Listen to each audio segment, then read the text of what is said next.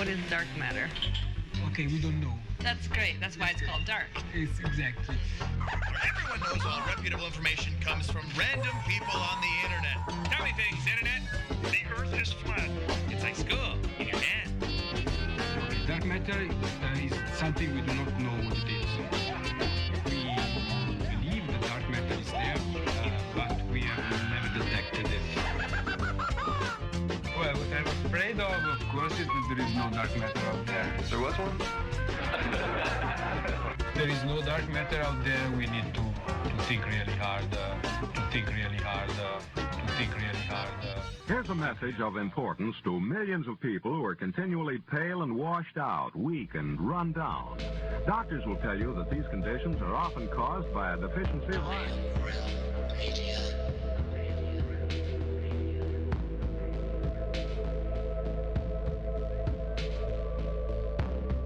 The iron you need to keep you physically fit and mentally alert.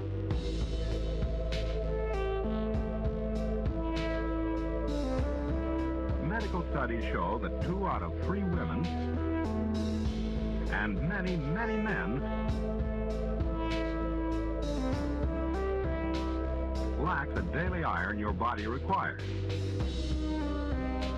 in a form your body can easily use and put to work.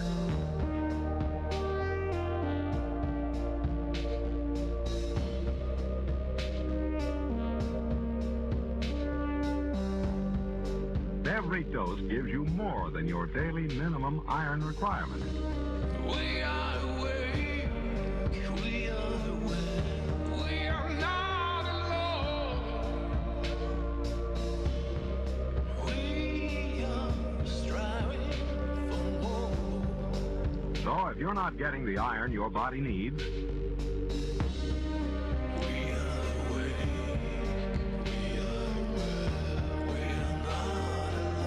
if you feel weak, run down, and are easily upset,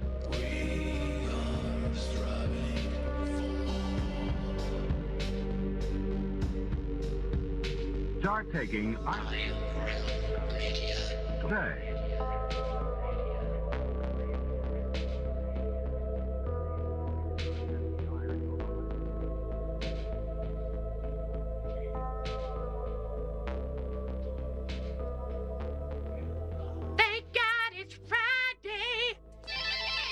It's Friday, my dudes. It is Friday, my dudes. TGIF, everybody.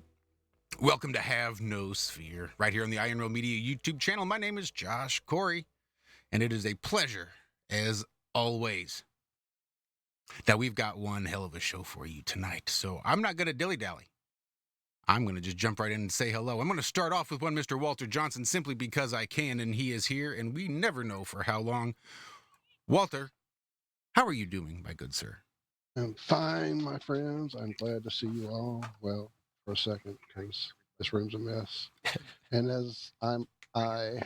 but I'm glad to see you guys. I miss you all. I almost made it to the show this morning, and then Mom woke up, and we just kind of hung out for the rest of the morning and listened to old tunes and chilling, and trying to get her to come and, back to sleep and stuff. So. But I certainly missed you guys. Glad to be here. Hello, chat. I see you all. I'm trying to say hey, but it's getting full, so I'm just going to say, and the rest. I love you all. I'm going to shut up. We have a great guest. I want to get to him. We do. But we sure do miss you over there on the Ironworks on Truth Frequency Radio every Tuesday and Friday morning from 4 a.m. to 6 a.m. And I know the Iron Scouts are missing the hell out of you, too. I will make it a thing for sure to pop in Tuesday. I was going to say, even if you just pop into chat once in a while and just drop a thumbs up, let us know you're alive and well. Roger that.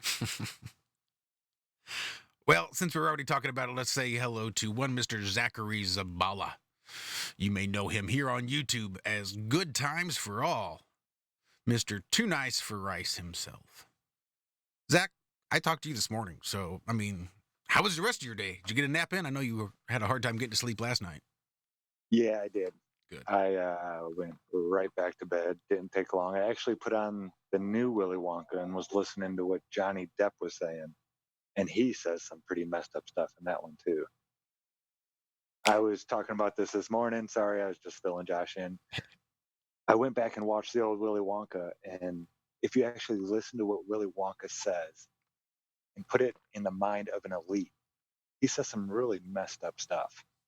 And you'll notice, like, when anybody asks him a serious question that he doesn't want to answer, he pretends like he doesn't hear him, or he tells them all questions need to be in writing and just ignores it and moves on. It's like their playbook. It's amazing that they've been telling us this stuff our whole lives. But yeah, not a bad day. Well, good. And since we're right there in your house, or the house where you are, the house in which you are residing, we'll say hello to Mrs. Cammie Nodell as well. Cammie, how's your week been? Oh, just fine and dandy. Been watching the Denver news today, and I'm surprised it hasn't been national or been made national, but we have a fun little thing going where our Denver County Health Department is trying to shut down the Postal Annex Terminal Center, the whole terminal center. I'm talking about the post office that every piece of mail that goes into Colorado or Wyoming or goes in or out, every piece of mail travels through this. And so you have the health department saying that we have 5 unconfirmed cases. We want to test everybody and disinfect. This is over 1,800 employees. And the post office saying, are you guys high? We deliver stimulus checks. We deliver prescriptions. We deliver this. You have no jurisdiction over us. Fuck off. So that's going on in Denver today. Interesting little thing with the little mask wars and that. But all is going good here. Shout out to people in the chat. Weed the people, love your name. And as always, much love to Karen B. And Globusters, of course, you're my favorite. Aww. Well, sweet. That about sums it up. Let's just jump right in and say hello to the man of the hour. Of course, I entitled the name of the show Fiddle Faddle and the Follicularly Challenged. Mainly because our guest does a little show with Rose 777 every Tuesday and Thursday morning. Actually called the Poppycock Report. So I just popped in Poppycock into Google Images and found a whole bunch of images of caramel popcorn. But amongst the Poppycock caramel popcorn, there was a competitor. There was Fiddle Faddle. And since I'm a fan of alliteration, and I know Walt is a fan of alliteration, I had the Follicularly Challenged, which I really wanted to use. So I got Fiddle Faddle as a nod to the Poppycock Report. And we have the Follicularly Challenged as a nod to the Great Baldini himself. Baldini, thank you so much for hanging out with us this evening. It is an absolute pleasure to have you here on Have No Sphere. No, the pleasure's all mine. My dome is shiny, and I'm happy to be here. I got bells on. So yeah, we had a great time pre-show, telling dumb jokes, and because that's the only ones I got. Right, they're not going to get any better after this long. So it's an honor and a pleasure to be here with such a distinguished panel. So I heard you earlier say you had the great guest, and I was like, where did somebody else come in that I don't know? But yeah, Rose 777 of Crow 777 fame, and the better half of Mr. Jason Lindgren, who is he's got his Secrets of Saturn show with Wayne McCroy, and I'm often a guest there. And Rose and I have been friends for a while, so we just started looking at all this stuff and going, "This is Poppycock, that's Poppycock." So we just said we're just going to do a little morning thing. We're both up hideously early. It's 6:00 a.m. for me on the West Coast, and we'll just do an hour, quick little hit, and try to keep it light because some of the news is pretty depressing these days. So we just kind of have a light little view of the Poppycock Report. And then in addition, I do a Saturday morning, 9 a.m. Pacific and noon Eastern time of Unintended Consequences. And that's the name of my channel, and I'll spam it for you later. Do a live stream there, and where I'm kind of poking a little bit deeper into the Awakening Project. Well, that is awesome. I do have a link to your YouTube channel, Unintended Consequences, here in the show description. I've also got a link to the Poppycock Report #1. Woohoo! For those that want to check that out. And then, since you are such a longtime guest over there on Crow 777. I included a link to, I believe it was episode 156, where Sure. you were Yeah, a guest. in fact, you might want to actually start with 154. It was the precursor. So 156 actually continued our conversation from 154. And there's been some others in the 160s, I think. Yeah, a few times over there. And then on his Sunday, he had a TFR show Sundays, and I was a guest a number of times there until they moved it to D-Live platform. So, yeah, Crow and I are friends. We have a great deal of mutual respect for one another, and we investigate some of the same things. And so, yeah, it's they're a great crew over there, including again Jason and Rose. They've become really good friends of mine, as also many people who are here in the chat as well. Hi, Rose. I see you there in the chat. Oh yeah, we are big fans of Rose and Jason here as well. How can you not be? How can you not? I mean, Rose actually made her debut on YouTube on someone else's show, just sort of making an appearance here, just not too very long ago, like almost 2 months ago. She actually came out and ventured out on her own. Is there something I don't know, Rose? Probably nothing Jason doesn't know.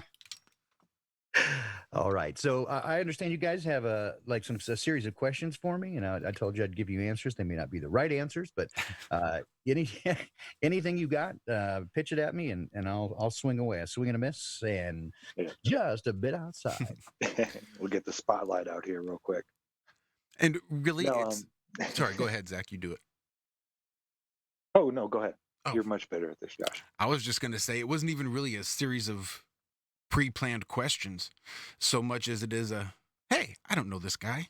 Oh, shoot from the hip. I like it. Shooting from the hip. And that's one of the things I think that Crow likes about coming on here, where he's actually stopped and had a couple drinks and hung out with us for like 5 hours, 6 hours, just awesome. Crow and some drinks. And I think he made the revelation that he is actually inked up with a tattoo, though I don't think he got too specific, but he debuted that here as well. So he's got ink. He does have ink. Oh, and Karen B, you're so right. Rose and Jason are like, if you interact with them at all, you cannot not love them. They just exude life and that divine spark just all around them. And so, we have yet actually to be able to get together in person, but every time I've interacted with them from the very first call, it has been just amazing. They're outstanding, good people. Yeah, I know Cammy's a big fan. I got to meet Rose and Jason. Oh, I got to meet him one time, but it was during FEIC in Dallas, and it's not the greatest place to get to know somebody. I mean, you're meeting so many people, and there's so you're much roboting just one person. So we didn't get to spend the time tackling Cammy. Robot in there, Zach. I'm gonna take over and say how wonderful they are because I was there. Baldini, why you've interacted with them through Crow and that I never interacted with them at all. So my first impression really was in person, and I was blown away by just the energy around us. Rose and Jason, just again, I couldn't stay away. They're like magnetic. They're like magnetic. Anything you feel over the air, I'm going to put a tenfold on in person. Amazing, good energy people. Could not love them more. See if you're fixed, Zach. Zach is restarting now, so go ahead, Josh. But yeah, I could talk about Jason and Rose all day long and say wonderful things. So that was my pleasure to intercept that conversation. I could spend the evening just talking about them. They're, again, fantastic people. And just every conversation I've had with them has been just terrific. And we often talk about things entirely unrelated, to the truth community, with air quotes there. But just, anything and everything. And we share that, Jason's an excellent musician and he's a recording guy. And I have a long background in that industry as well. So, we just shoot the shit and have a wonderful time. And so I'm really looking forward to, we've been talking forever about getting him out to the West Coast to do a Shoot the Moon screening and maybe even getting the Big Bird out himself. But we'll see about that. But there's a number of people up here in the area and I've been kind of canvassing and talking. And we've got a couple of people maybe even willing to host on some property. So we might just have just a hell of a bonfire. So a modern day book burning, no, but we might burn some, I don't know, Masks. or something. Yeah, that's what a modern day mask burning. mask burning. Exactly. So look for that information. We haven't announced anything yet. We've been looking at it for, I mean, gosh, almost a year. I found a couple of cool places, and then this whole crazy thing happened, and so venues became weird. Well, everything became weird, as you know. But anyway, we're looking forward to that. I'd love to have those kids out to visit, and I'm going to make them some of my special coffee, as well as food. I know Rose has been looking forward to my coffee, so because I described to her in excruciating detail how to make that coffee. So, Well, I'm going to take this minute and push Rose's channel a little bit more too. Rose Absolutely. 777. For people not familiar with it, she does a lot of interesting things. Not the least of it is the Poppycock show with you, a great way to start the day. She also does different flax smacking and different things, which what I love about Rose's channel is Rose has got a very, very diverse audience that's not all entirely flat earth. They're not all entirely, she's not, it's a very diverse, wonderful audience of people with open minds that are looking into things, sure, but 'cause are not everybody all loves on the it, same right? So, page. yeah, exactly. Right. Everybody loves Rose. How can you not? So, How can you not love Rose? And so very, very diverse people. She's bringing these people in conversations about flat earth and about the little crown virus and about the, what is going on, bringing people together, discussing that are on different pages in a friendly way, or as friendly as the guest wants it to be. In other words, if you have a guest that gets condescending, your other guests might get condescending, but overall, the discussions are as friendly as as they the want it to guests be. as they want it to be, as the guests want it to Yes, be. depending on the level of cognitive dissonance, that seems to be the case. Yes, I've listened to those. And it's really a refreshing. It's like one of the favorite things she does. She also does, like, she hosted a show with me that she does little niche shows with people that have got not the main topics and not the things that need to be covered like she is covering on her main prime time. But she also is fun because she'll delve into weird little niches and go places with people. And it's a really fun, friendly place to do it. So for everybody not subscribed to Rose 777, I suggest you do it now. You won't be disappointed. Nope, she recently had her mother on. She did. It She was the flat smacked best. her own mother. That was awesome. It was great. She flat smacked her own mom, who And she was open to it. yeah, too, when Dave at worked the end. when Dave was awesome, and he he was smooth, did his thing, and it was just terrific. She was like, well, that's very interesting, and I was thinking, man, that's the best you're going to get, because very few of us did it overnight, right? I mean, it took time to kind of soak in and marinate with it. Exactly. Yeah. Rose somehow can do it and keep a glow on her face and a big smile, and you can't get mad at Rose. It's just magic. It's Rose magic. Yep. Well, yeah, only 6 months ago? I mean, at the convention, Rose was not a flat earther. She was still, she had called and asked me one morning. She and Jason called up and she said, "Hey, are you 100% on this flat Earth thing?" And I said, "Well, I describe myself as a geometric agnostic. I don't know for sure what it is, but I can tell you for sure what it's not." Right. And then I broke out some of my basic, stuff. And then Jason, who I didn't know at the time, was on the call. He was like, "Well, what about?" And he was very on the fence as well, kind of perhaps a little bit more on the round side of the fence at the time. And again, I can't speak for him exactly where he is now, but I think, certainly Rose has landed in, she's borrowed my term, geometric agnostic. And that we can't, we make no positive claims, and there's no model to work from. We have some ideas and some hypotheses, and this might work better than that. But overall, what we do know is that we can absolutely disprove the claims that are made by the heliocentric model. And that, for me, is enough. And for the most part, I look at the entire, I've often said that the truth community, as a moniker, is a little bit, well, it's not, I mean, it's kind of a misnomer, because we don't know often what the truth is. It's been so well occluded and hidden and buried, and sometimes destroyed. But what we can do is tear apart the lies. So it's actually probably more apropos to say that, we're lie investigators. We're myth busters, if you will, in that way. It's much easier to tear apart positive claims than it is to make your own. And so the burden of proof lays on their side. Extraordinary claims require extraordinary evidence. And so when they can't provide it, and the evidence that they provide is poppycock, you can tear that apart and go, well, it's not that. Don't know what it is, but it ain't that. Cool story, bro. Cool. Yeah. Nice. That's yeah. nice. Try again. That's real nice. I know that part of the respect I really had for them and some other people I met, especially like the writer for what was the magazine that he was an excellent writer.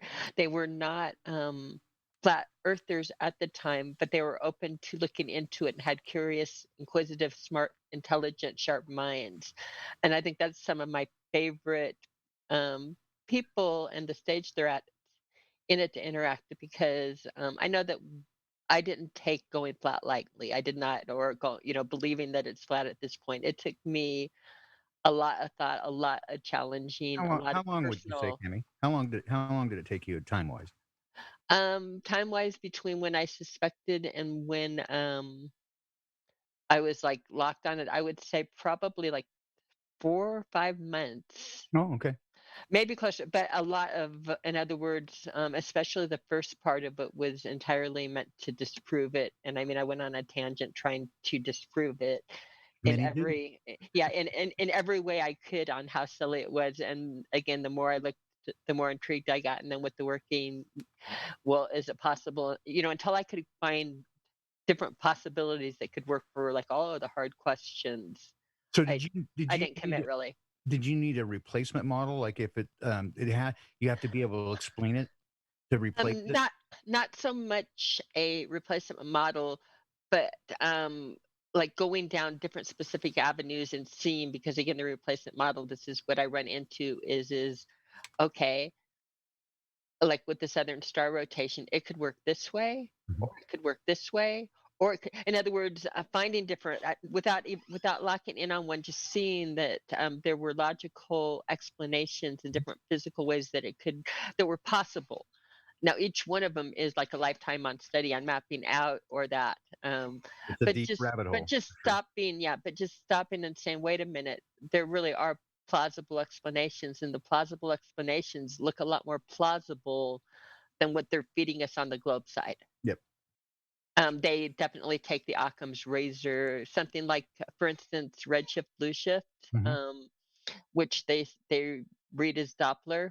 Another way to look at it in magnetics and crystals is the optic axis, and by just tilting the optic axis in one direction, you get a redshift, and the other direction, you get a blue shift. You get this exact same effect by changing it. And like they say on the redshift, blue shift, there are 5 other possibilities. The person Hubble, when he decided on it being Doppler, he was never ever sold on it.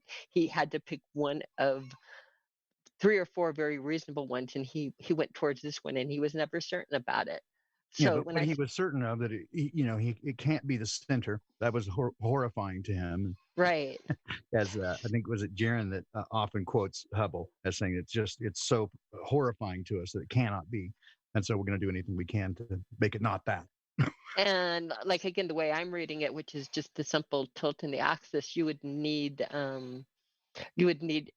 something physical, some type of a seed in the middle of a star in order for that to happen. And they don't want to say that when they're gaseous. It doesn't work with their model. Well, even their own model doesn't work with their model. Exactly. There's always a but right to go along with it. So that's what really it took like in each, and things like that, just looking into them and not necessarily finding the exact map and model, but for every rabbit hole I went down, I was like, oh, shit, yeah, that could be possible. Yeah, right. Can I prove it? Can I make all the tests and prove it all by myself in a room in Denver, like in an office with a single computer? Can I like produce all the data that they've spent years? Again, what I would love is I'd love all of the good scientists of the world to take 3 days, just 3 days off, break from reality. They don't have to believe it, but just try to solve for the flat model. and see how you know what I mean? Yeah, but I mean, as you know, cognitive dissonance is there, and we see it all the time. And they literally cannot see it, And there's there's an effect of the limbic system, which everything that all your senses go through the limbic system to begin with, and that's where our pattern recognitions begin, and it sort of tells all the incoming data where to go. Right? And the only thing that is not true about is music. Music is the only thing that we're hardwired for, and we accept it as a sensory response that goes right to your music center first, and then goes everywhere else, kind of breaks it back apart. But everything goes through that, and we compare it versus previous and past experience, so we understand what is that, right? So if you see something like move out of the corner of your eye, try to put it within something that you try to put it in your past experience. And what's phenomenal, it's remarkable, is that if it does not meet our past experience, the cognitive dissonance can be so high that your brain literally changes the incoming data to match what you already believe. So, for example, if you see a can, right, in your kitchen, and it's got a red and white label with some gold writing on it, it's in script, and it's got a little kind of upside down triangle there, and it said Codwell's, but you swore you saw it as Campbell's. The fact is that it's possible you actually your mind did fill in the blanks as Campbell's, and this is again proven with optical illusions. There will fill in the blanks for what we expect to see. So, with this cognitive dissonance, they often will change it. Right? They actually change the information. This is again, for example, people that swear they saw the curvature from an airplane. They didn't. They just believe that they did. Now they might have seen some window. You're at the edges of the windows, and there's a number of things, but clearly they didn't. Even Neil deGrasse says that you can't see it from. That stuff is flat. You can't see it. So you have to be. Very few people, I think, are willing to look at things with an intellectually honest, open view to really investigate it wherever the truth will go. I see this over and over, and I'm sure you do as well. When they first hear it, they immediately want to countermand it, right, or defend. But we already know. Yeah, but I mean, I did, and almost everybody I know did. That's why we go on this thing to try to disprove it or to debunk it. Many people, the first thing I try to do is debunk it. Right. And so what you're doing is trying to poke holes in it right away. It really, and I think it's most people here would agree with, is it really takes that moment where you decide, I'm going to look at it. Let's see what the truth is, right? Because the implications are staggering.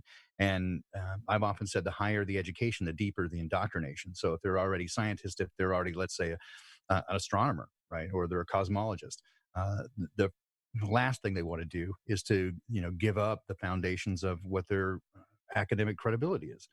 So while we would love for that and we'd love to see it, not everybody does. And in fact, this is kind of the central theme of what I'm working on with the Awakening Project, is to actually determine what differentiates between people who awaken and people who don't. And of course, flat Earth is one of those big things that's a real that is a real litmus test of how woke or whatever you want to say that we are, because it's a big one. It is a huge red pill to swallow. But there are we've all, I'm sure, talked about why some people awaken and some people don't.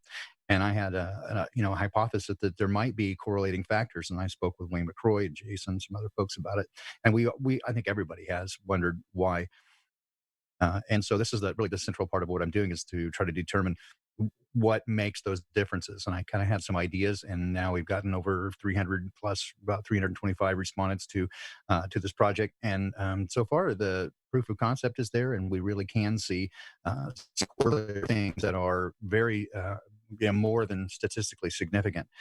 So it does take a certain kind of person to do it. Again, the results of the test, representative of every sample group, but primarily of one kind of corollary group. And so the ultimate goal, of course, is to be able to try to do a deprogramming script. If you look at the way people behave when they first encounter it, right, they have this really powerful emotional response. The veins in their forehead will start throbbing, and they turn And I saw that right away when I said to a buddy of mine, I said, hey, you're smart. Help me figure this out. Right? This is about 16 hours into it because I started over. I didn't get any sleep the first night. I was like, what the hell? So I said, hey, you're a smart guy. Like, help me figure this out. Why is he? And he's like, are you talking about the flat earth crap? And I went, whoa, buddy, easy. I have no idea. I'm just saying there's some things wrong here that I'd never really looked into. And I can't make it work. I'm sure I'm like doing the math wrong. I didn't carry the one. I don't know. And he just got insanely mad. Well, that speaks to me immediately that there's an internal trigger mechanism there, right? And I was like, typically that happens if somebody with post-traumatic stress, there's a trigger mechanism that they respond in a way that's much greater than the incoming information or the situation calls for. And often, again, this is a sign of a traumatic, but it's also a sign of what we would call post-hypnotic suggestion or the power of suggestion, that somebody lays a trigger in there. And that's what it smelled of to me. And I see this over and over with people is that there are certain things that they get very triggered on. And this is one of those topics that just out of nowhere, they want to mock, laugh, or they get very angry. So it's anyway, going long-winded here, but basically the idea that it is basically a cult, it's a belief system. And I think that there's a possibility that certain people might be, again, more predisposed than others. And if we can kind of target those people and lay the foundation of planting some seeds and get them to see it in a certain way by determining how they would naturally process information that's laid before them. If we can kind of target for each kind of the way people process information and not take the same tack with each one, but target them specifically in the way that they approach things, then there's an opportunity perhaps to break the spell. And that's what the ultimate goal is. Yeah, it's I'm Neil breaking deGrasse that. Tyson. I hear crickets. Like, okay. Well, that's like, no, man, that's amazing. I'm actually kind of enmeshed in the very thing, trying to figure it out myself. I was raised by an amazing lady who taught me to question things. Like, literally, we go up to school and had my back with the teachers when I would question why this answer. I don't want to just get it out of the book. I want to know why we got there, and just always question, always question. Well, was it your experience in school that when you asked those questions, they discouraged it, and you were only Of supposed to course. repeat the Oh, answers? yeah. If it's Yeah. not in the book, it's not up for discussion. That was basically how it turned out. Yeah, and you're Always. either an She idiot had my or back, right? you're either an idiot or a troublemaker if you Yeah. ask those Oh, yeah. questions. Oh, yeah. Yeah. So, and then, like I said, my brother, sister, both raised by the same amazing lady, and yet are just enmeshed in the MSM Oh, bullshit so deeply. okay. So out of 3 kids, which one are you I'm the oldest. You're the oldest. Okay. Mhm. I attribute it to deeper levels of media programming that they got better at it, I guess, because, hey, I sucked up as much TV as they did. But I don't know. How much? What's your age differences? We're all 3 years apart. 3 years apart? Mhm. Okay. And what, you got one sister and one brother? Did I hear that right? Mm-hmm. My Okay. sister's 3 years younger than me, and Then the brother 3 is the years youngest? younger than her. Uh-huh. All right. Yeah. I mean, have you ever taken a Myers-Briggs test, MBTI? No. Okay. Do you know what it is? I've heard the You ever name. heard of it? He'd Trust me, I have recognize it. heard of it. Yeah, he Yeah. would recognize it. So there's a number of tools that that psychologists or different people use. There's the Enneagram. There's the 4 primary personality types: the choleric, sanguine, phlegmatic, melancholy. But there's one called Myers-Briggs and MBTI, Myers-Briggs Type Index, it's basically there's 4 categories, each that has 2 responses, and ultimately gives you a matrix of 16 basic personality types. And again, this doesn't really, it's not like, I don't know how to put it. It's based on Jungian types, but really it has to do with the way that you process data, right? So the first category is either I for introvert or E for extrovert. It doesn't really mean that you're a ham or you're a wallflower, but it does represent the way that you tend to you have a predisposition toward being more energized and in your place by being extroverted and being a little bit more out front, or introverted, which is that you are more, you recharge better with that alone time. right? And all of these again are on a percentage value, so it's not just hard one or the other. So there are these four different categories, and the second one is Rose knows in fact a lot about this, and there you can find. I think she just dropped the link for the there you go. test. Yep. Perfect. There it So, is. well, there's Thank the you, Rose. test, but there's also, we did a conversation between her and I where she explained, we talk about it and go through and explain this. And so there you go. Thank you, Rose. She's going to drop a link She to is that. on this. She's a badass. She's all over it, man. But yeah, so it's both on her channel and my channel where we had a conversation about the Myers-Briggs and why it's a great tool.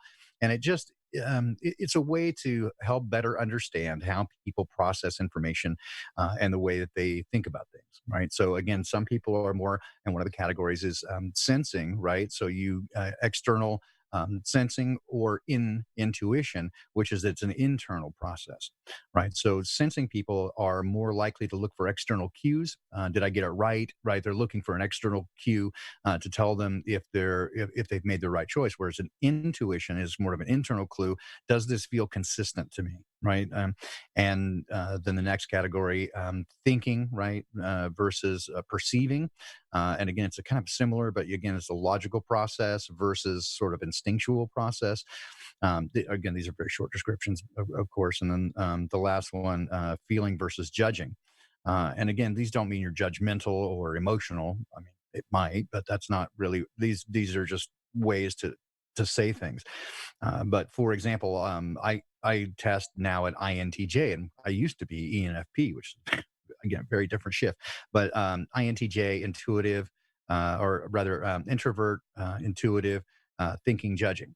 And so there are very few people who are that category. There's just less than 3%, about 2.6% of the population would be INTJ.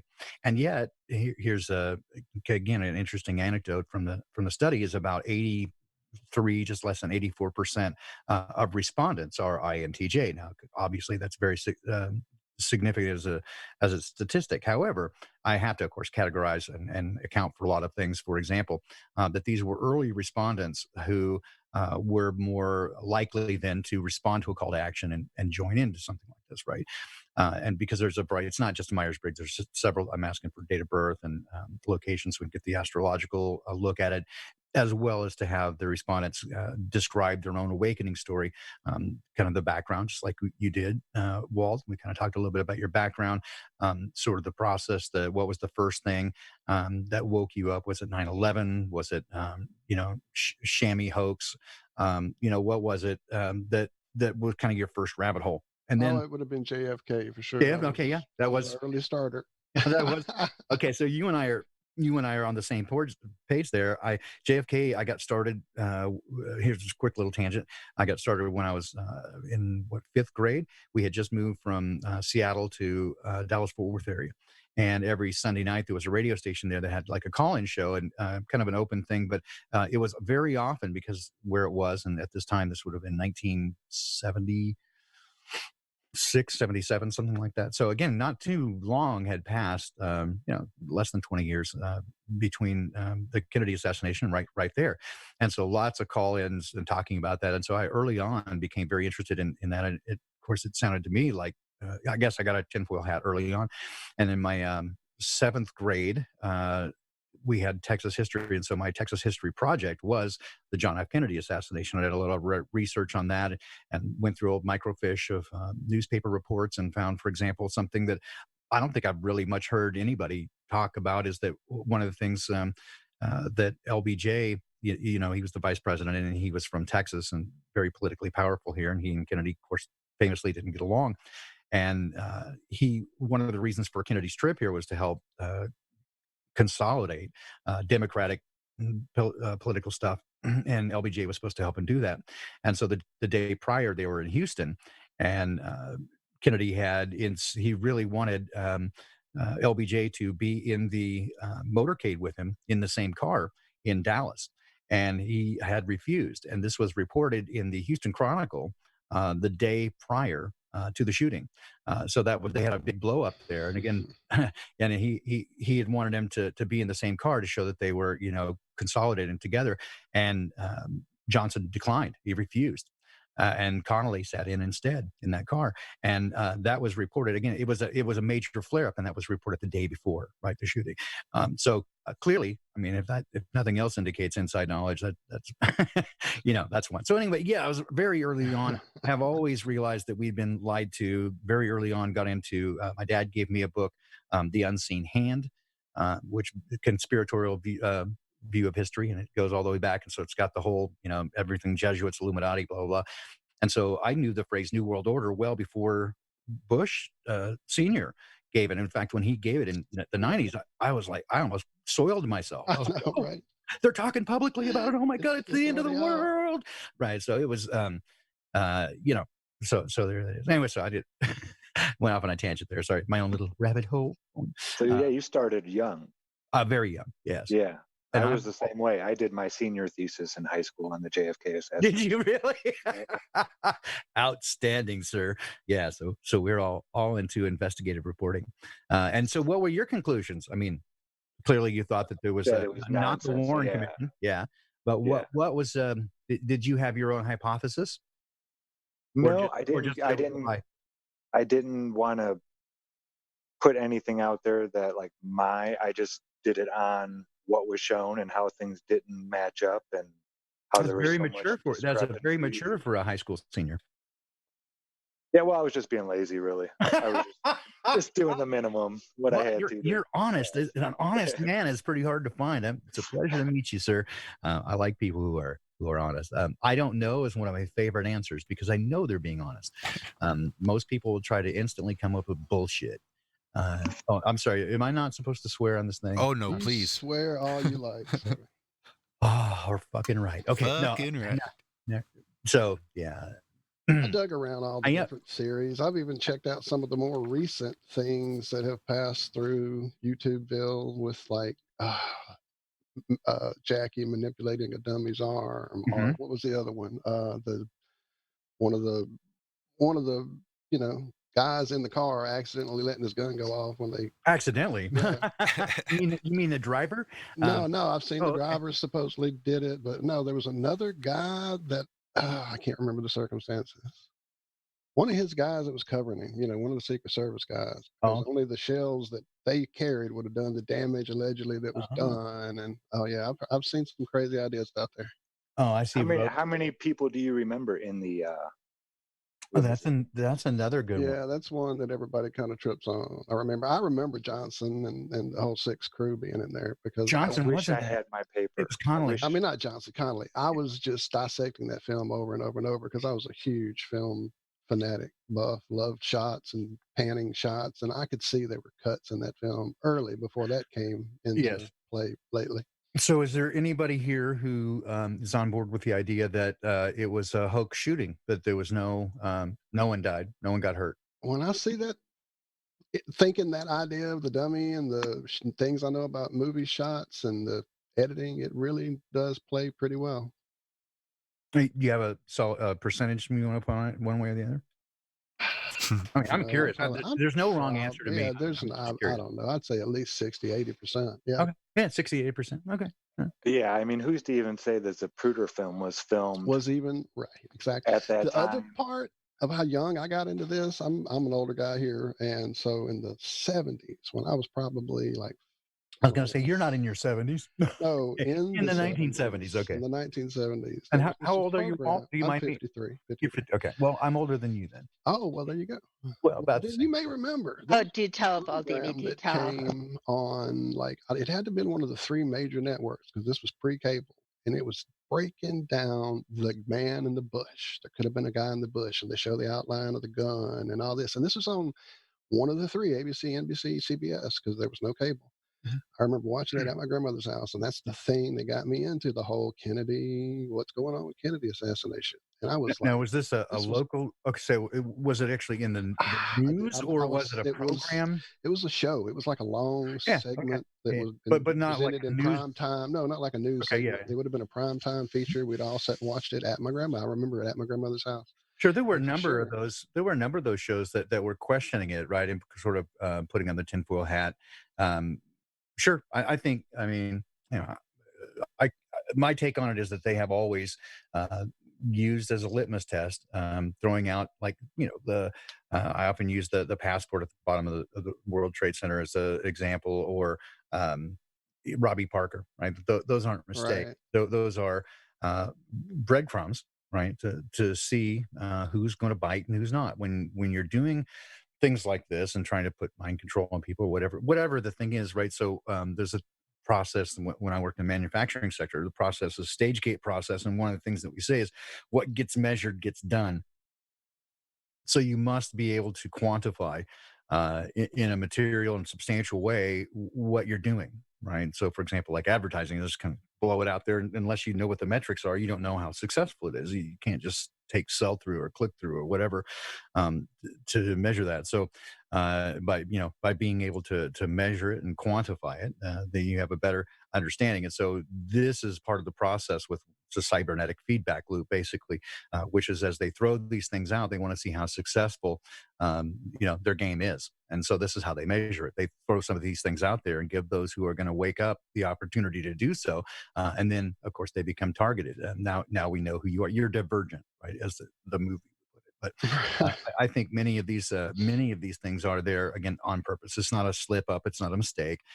It's there for the specific purpose of separate the it's a litmus test. awake Yes. from the And our buddy Zach self-identifying, here got yeah. approached at an early age. Apparently they were watching him really close.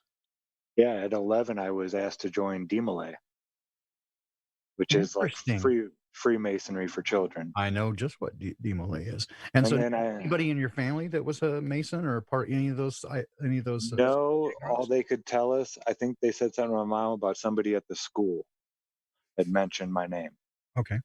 Well, there you go. I went to private school all my life, and so that would have been out for me. But I did get I had scored very high, on tests, all the standardized tests, and after scoring a perfect score of the ACT my junior year, I was approached by the military. Yeah, so I've told that story before.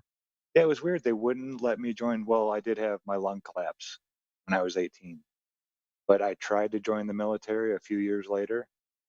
Everything was fine. I didn't have any issues or anything, and they would not even let me take a test or anything because of my lung. Well, your lung collapsed for the first time at 18. Yeah. Wow. And then few more times after that. Wow. I hear that's a very painful thing to go through. It's not as bad as you think. It depends on how well I handle pain pretty well. But I mean, I've had kidney stones are 10 times worse than a lung collapse.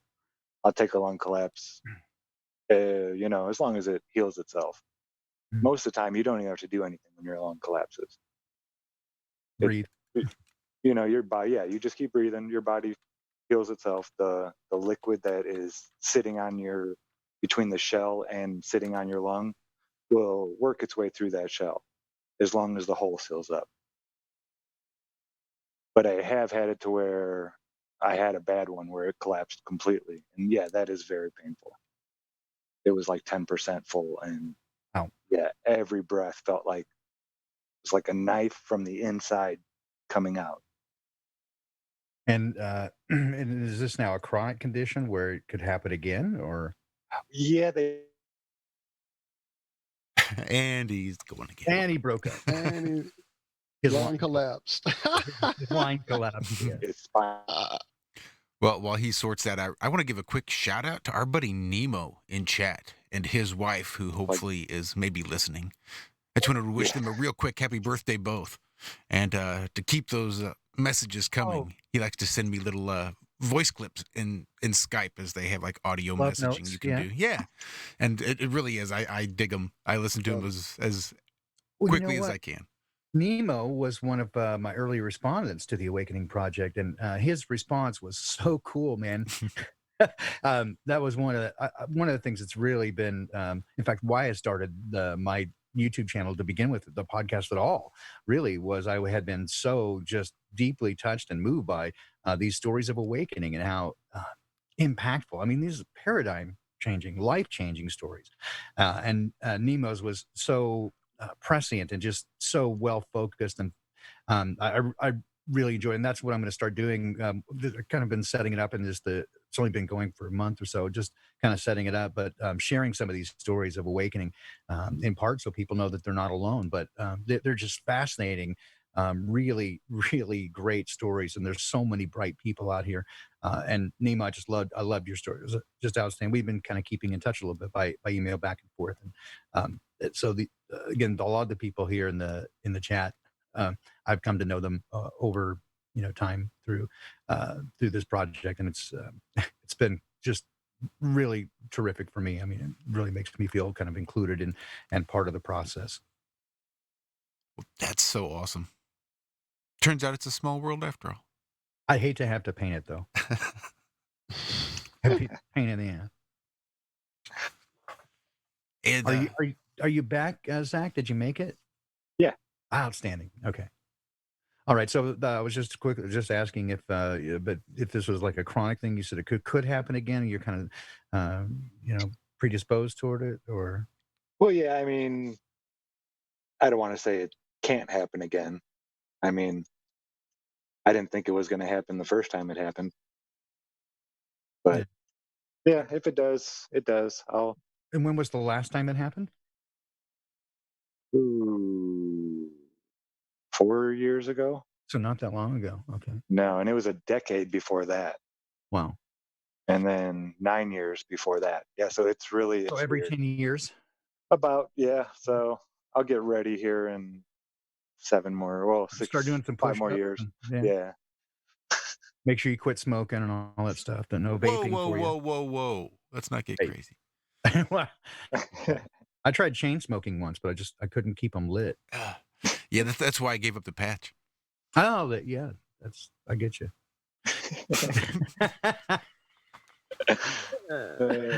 Alrighty then. Wow. So man, you've been at it at a young age. Did your parents influence you in that? To some degree, I think. Yeah, I mean, my dad, much more so than my mom. In fact, again, he's the one that gave me The Unseen Hand, the Epps book, about a conspiratorial view of history. And his take on it was, he handed it to me. He said, "Well, if even half of this stuff is true, this place is messed up." So yeah, I mean, certainly, I think my dad is more inquisitive about it. He thinks differently than I do. He comes from a very stoic German background, and so he thinks very deeply on things. But he's also a very bright mechanical engineer, and he's like, I've always said, he's MacGyver, right? He can fix anything with chewing gum, baling wire, some duct tape. He's got it going. My kind of guy. Those guys teach you all kinds of cool stuff. Oh man, I've never seen anybody who was that adept at things that move, right? If it's mechanical and it's supposed to move, he's all over it, and never met anybody as hardworking. I can recall I was in my 20s, and so he would have been in his late 40s, early 50s, and we were re-roofing a house, and he worked circles around me.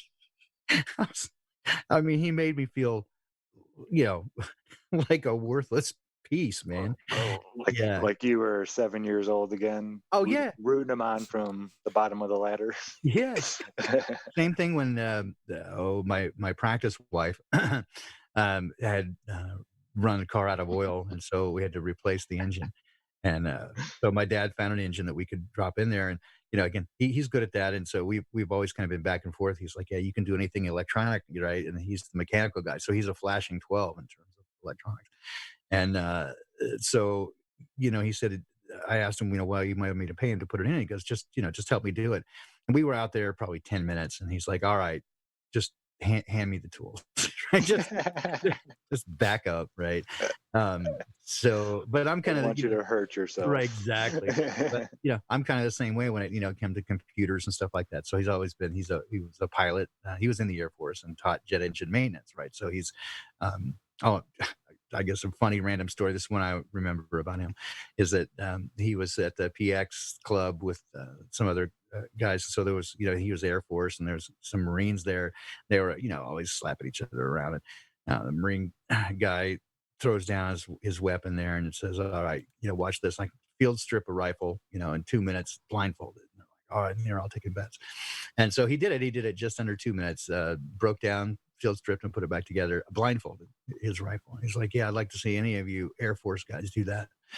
And my dad said, "All right." So 4 hours. Take a Thunderbolt jet engine and tear it down to the last screw and put it back together. And they're like, "I'll take that bet." So they went over there, and he's like, "But my dad said by this time it was like 1:00 in the morning. They were pretty well lit." And he gets out there, and 3 hours and 45 minutes. It was over 200,000 parts.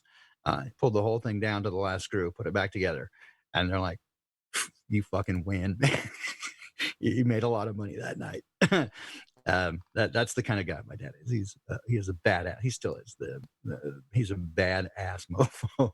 But I keep him. But anyway, he's a pilot, right? And so he always has done radio controlled airplanes, large scale remote RC planes. And so when he early got a computer and he wanted to get one of the flight simulators, and he didn't have a clue. And so I was basically the same with him. I'm like, "All right, back up, pops. Let me set you up here. Don't hurt yourself. I got this." Right. So we're always sort of a mutual admiration society. He's amazed at the things I can do, with technology, and I'm amazed with the things he can do with physical stuff. Right. So it's pretty cool. That's awesome. Yeah, it's nice having an influence in your life like that, especially a father figure. I mean, Yeah, and he is really, honestly, one of the best men I've ever known ever in my life. He's one of the most amazing, kind, decent human beings. I remember. So he owned a business. And we won't give it away too much here, but he had a very successful business, and we had a really nice, house growing up. And but he would often bring home hitchhikers. I mean, this is the '70s, but people that kind of down their luck or whatever. And he was safe with the family. He wasn't going to bring home anybody that was scary or anything, but people that and he had a soft spot in his heart for Vietnam vets. Of course, the guys our age know that when they came back, they were largely ostracized from society and considered, baby killers and a lot of drug addicts and freaks. And of course, my dad, having been in the military, understood, and he had two kids, both boys, from a prior marriage before my mom. And so one of them had been a Vietnam veteran and came and lived with us, in fact, for a little while. But they were always scary because they told us in the news, right, they were scary. We were sold that, right? We were sold like Rambo. If you've seen that movie, the original concept is very accurate to some degree in terms of just the opprobrium they got when they came back. And obviously it wasn't their fault. And I still to this day feel bad that even as a kid, I didn't know any better, but I saw them as scary, right? The guys in those green jackets that. Oh yeah, that's what you were programmed to think. Absolutely. So, they were weird and scary to me, but as my dad would bring them home for a night or whatever, and make sure that they got, a meal and got a shower, and mom would make them some bread and stuff to take on their way. Often give them a little cash. But this is the kind of person my dad is. But again, I grew up kind of, was a kid being scared, and that's the story we were told, right? So the media controls, everything, obviously, and but I still have regret, right, that I fell for that, and that I had those attitudes toward people, because now obviously I see things very, very differently. Why do dads tell dad jokes? Because they want to see their kids all grown up. Nice. Yes. Make the grown men young and the young men grown. All right. So yeah, I hear the crickets again. So, but we're just, babble, rabble. Yeah, I'm loving it, man. All right, on. No, you guys are awesome to hang out with us. So, one of the things I have missed, I really wanted to go to the last FEIC there in Dallas, just to get to hang out with people. I had read reviews of the first one, that one of the best parts of it was not any of the panels, but just the camaraderie and hanging out with people who are, I don't know how to put awake. it. Yeah, Yes, it is. I don't want to use any epithets. Occasionally I will say sheep or whatever, but I don't think it's helpful, and I don't think it's really good for anybody to, again, to cast shade on those who were where we were at one point. I don't think I was ever as fully indoctrinated, probably as some people are, but I once believed things that weren't true, certainly, right? Largely in some cases because I didn't question them. Yeah, anyway, just the camaraderie of getting together with people who are, yes, awake and alive, and um, and once you meet them, even as few as I've actually got to meet in person, there's just that little spark in their eyes, right? They're more alive, even if they're going through a period of, as many people do, the depression of being sort of isolated and alone, or they have a issue with a relative or loved one, or sometimes even their spouse that sees things very differently, and we're being cast into these roles of polarization, right, where anybody who doesn't agree with you is now your enemy. So that's often difficult. But yeah, I really wanted to go to that for the express purpose of getting to be able to hang out with a group of people, not just meeting one other person, but a whole room full of people who had their shit together. How great would that be? So I was super jealous. The best way I can describe it is it's a family reunion that you want to go to. Oh man, You know, I want that right now.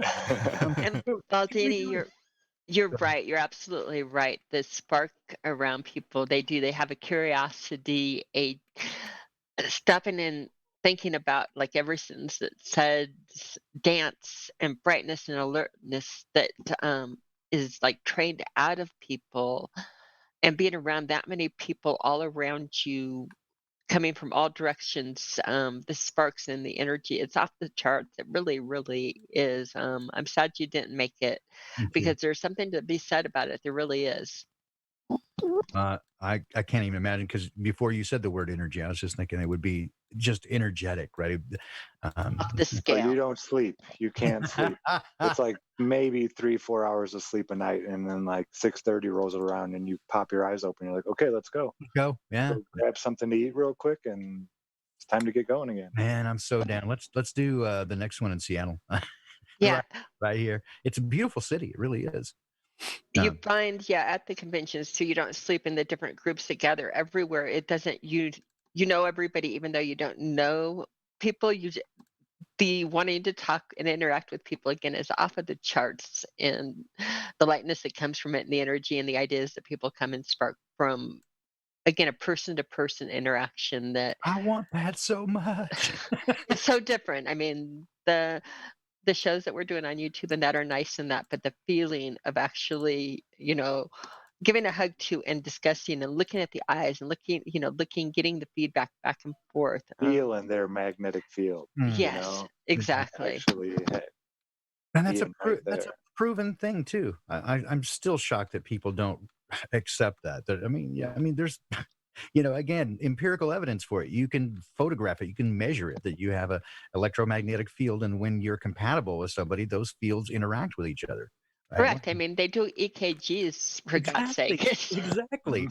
Brilliant photography. I mean, you can measure these things, and I mean, if you're out of sync with somebody, it will also cause an interference pattern, right? I mean, these are waves. This is standard. Exactly.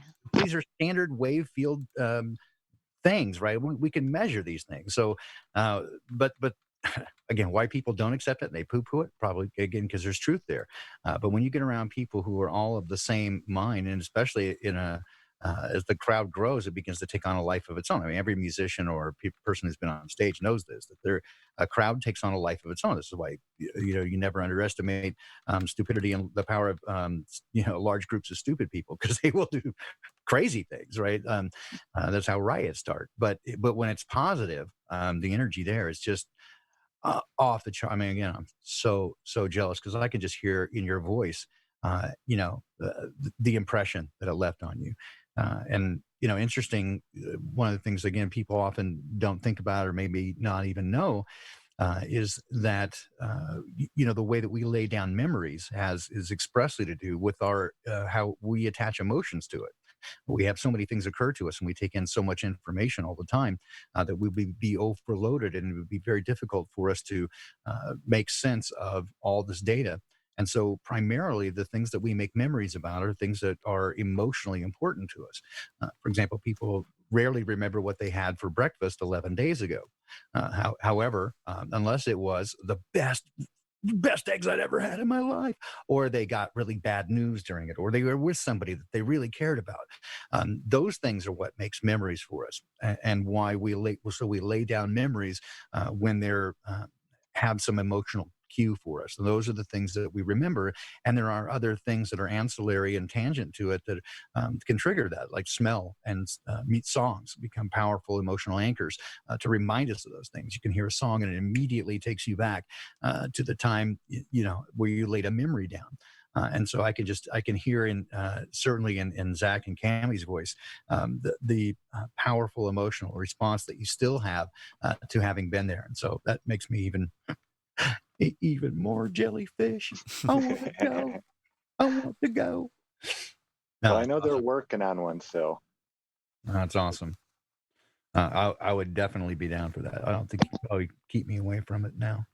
I know everything you're saying is talking to my common sense and my reality, and again, what you build, because when you die, you don't go to many funerals that have a U-Haul attached. Well, none that I know of. None, exactly. None of them you go there, but what you do take with you out of this world, and what your soul and your memories and your lightness and your energy, your wave fields. But nothing touches common sense more than what you're saying is what you always remember are things that touched you in an emotional way. Yes. And again, we write it off and say, "Oh, that's silly. It's not logical," or "There is no more power in those moments." But it's not true. It's again, think back through your entire life. You could not be speaking more truth than what you're putting out there. And I wish more people would understand that's really the memories you create is your journey. And that makes you who you are, right? It makes you who you are. It makes your field what it is. It makes Yes. it that by any type of religion or ascension, the choices you make, the energy you draw to, do you want to feed your anger, or do you want to look for, in other words, every situation, the way you Absolutely. look at it, when you look at it differently, it changes. Try looking at it from the other person's point of view, or from, again, just different angles. It's you that chooses the outcome of the situation or how to handle Absolutely. it.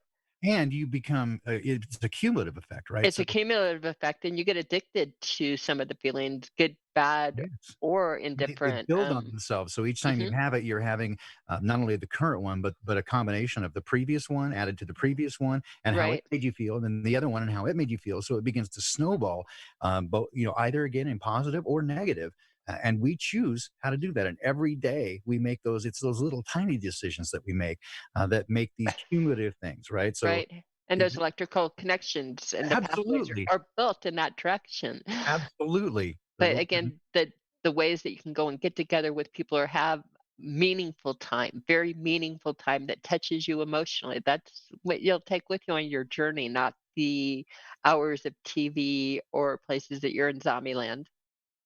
Awesome. And there's there's another thing. And again, all these things are just fascinating to me. That but there's an enzyme that gets released when you eat food with people, and so breaking bread together really does have an emotional impact, and it causes you the release of this enzyme causes again neural pathways where you trust them more. So you have greater trust for people that you've eaten with. It's a And weird. there was actually people there. I think it was Denver that actually brought homemade bread that they made to break with us. Oh man, that's Passed it around the table. Yeah, yeah, you do. Understanding that, they understand that instinctively. It's born into us. You're right. It's born into us, and we have to be trained away from it, but Oh, it's exactly. born. I say that over and over, right? Is that man, kids get it. They believe things until they're told not to, right? They see things until we're told not to, until we're warned away from it. And I always, laugh. It's like, if a man tells you you're ugly, he's just, mean. And if a woman tells you you're ugly, she may be jealous. But if a kid tells you you're ugly, you ugly, You're ugly. Yeah, you're right. you ugly. That is the truth. Yeah. Um, So yeah, this is exciting. I love talking to you guys. How Oh, come I love, yeah, the children with no filters. That is the best talking to. How come you have it? I don't know. This is a pleasure. This is one of those good memories that's starting to write itself. Yeah, exactly. I'm like, yeah, okay. I'll be back if you guys don't have me. I'll come hang out here all Oh, the time. love it. Love it. Absolutely. did. I might even I'll try on listening to you more on Rose, but that is morning, and sometimes I'm not alive during that. That's my dream. Yeah, right. No, but but you don't have to catch it live. I mean, you'll still get a cackle out of the Poppycock, and if you can join, Saturday, it is a bit more. Saturday's a bit more pontificating about this stuff, right? So it's a little bit more cerebral, but not that can't think we both of us can think a little bit, but we just have a good time on the morning show because again it's lighthearted. We want to keep people, we're not trying to depress anybody, but we're just look at the kind of the news and the happenings from a have you heard this one? Oh, would you believe it? Yeah, exactly. Yeah, I heard you guys, and I was like, yeah, we got to get this guy out. That's awesome. Thank you. I mean, just have a great time. It's just natural. We're just being us, Yeah, and people need to laugh more often. It's natural. It's healthy. It's the chemicals you produce are amazing out of it. Don't feel guilty for laughing and smiling. Again, that's your state of mind that you're setting. Laughter is good medicine. It is. It is very good medicine. Yeah, some of the best. And I find Josh and I were talking about that this morning. So much of I think that we're going to start seeing the sickness and illness actually happening. It's because of all this fear and all this stress and depression. Yeah, I mean, happiness it keeps you healthy. It really does. Well, since everyone here is away from the ball, and I've heard this said before in other places, but just test the waters here again. Do you know any flat earther who cares about this beer bug at all, other than the economic and the social effects? Like nobody's afraid of it. We're not wearing masks. Nobody. No. We're not falling for any of it, and most of it. It's so funny because they go, oh, you paranoid tinfoil hat folks, and it's like, who's the scared ones? Yeah. Y'all are running around creating your own shadow now, something you can't see, and we're sitting here going, what's up? So much of my freedom is because I'm not scared anymore. Yep. Yes. All their fear porn and all their propaganda, it doesn't work on me. I don't fear that stuff. Yeah, the only thing that bugs me is man's inhumanity to man, and how terrible people are to one another. That still is, it's increasing, daily. But in terms of how I feel about the world, I don't care. It's a joke. I mean, it's literally like watching wrestling. I mean, I'm sorry to any wrestling fans, but it's what they show us is not real. It's a joke. And and they try to poke you in the eye with it. I'm only concerned, with the making connections. And again, I agree so much with what Cammie said, is that when we leave here, the only thing that we get to take out of this is who we are and the relationships that we make. That's it, right? Mm-hmm. And so if we do continue, and I think we do, seems to be a fair amount of evidence for it, and it seems to be written into our hearts, right? That there is more, whether you want to believe it or not. I'm of the mind that there are objective truths that just are. They don't care. They just are. And so, again, ultimately, that to me is the biggest reason. Again, we're here is to make those relationships, to become who we're supposed to be, and to connect with those who are like us, or try to help others along the way. That's certainly good, but that's all we get. And so the time that we have here is, to me, should be made of that and to making those memories, right? Rather than, I don't think anybody's going to lie on their deathbed and go, God, I wish I'd have gone to work more and made a few more dollars. Yeah. Oops, I'm sorry. I stepped on you, but I was going to quote the Rose again, this time the song and not the person, but don't forget that the soul is the soul afraid of dying that never learns to live. Yep. Exactly. And what's it? The Teddy Roosevelt, it's those poor and timid souls who have never, stepped inside the ring. They're dead already, right? They're the ones who are, there's nothing worse than being alive but dead. That's the worst. Well, speaking of relationships and connections made. Are you proposing to me? It's the True train. Oh, the True. James True in chat. Shout out to James True. Shout out to our buddy Aussie Rob, living down yonder, over yonder, down under. Where it is Saturday, the time travelers for both he and Diva, who is also in chat. Shout out to Billy Ray Valentine, who has popped in as well. And there's a pile of you in there, so hello to everyone. I'm just shouting them out as I see them. Bible literalist. Jesse Enns.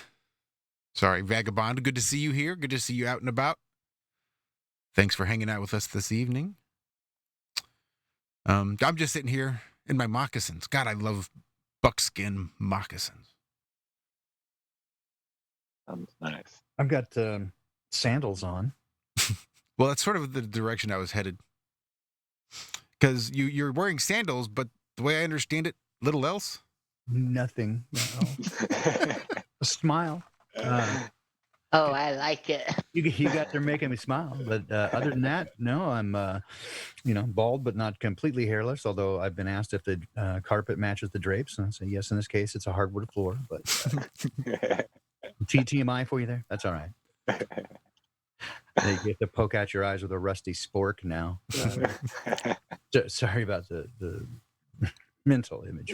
No, I think the way it is. That is really cool. I dig it. I'm very comfortable in my own skin, although I'm keenly aware that other people may be uncomfortable by my comfortableness.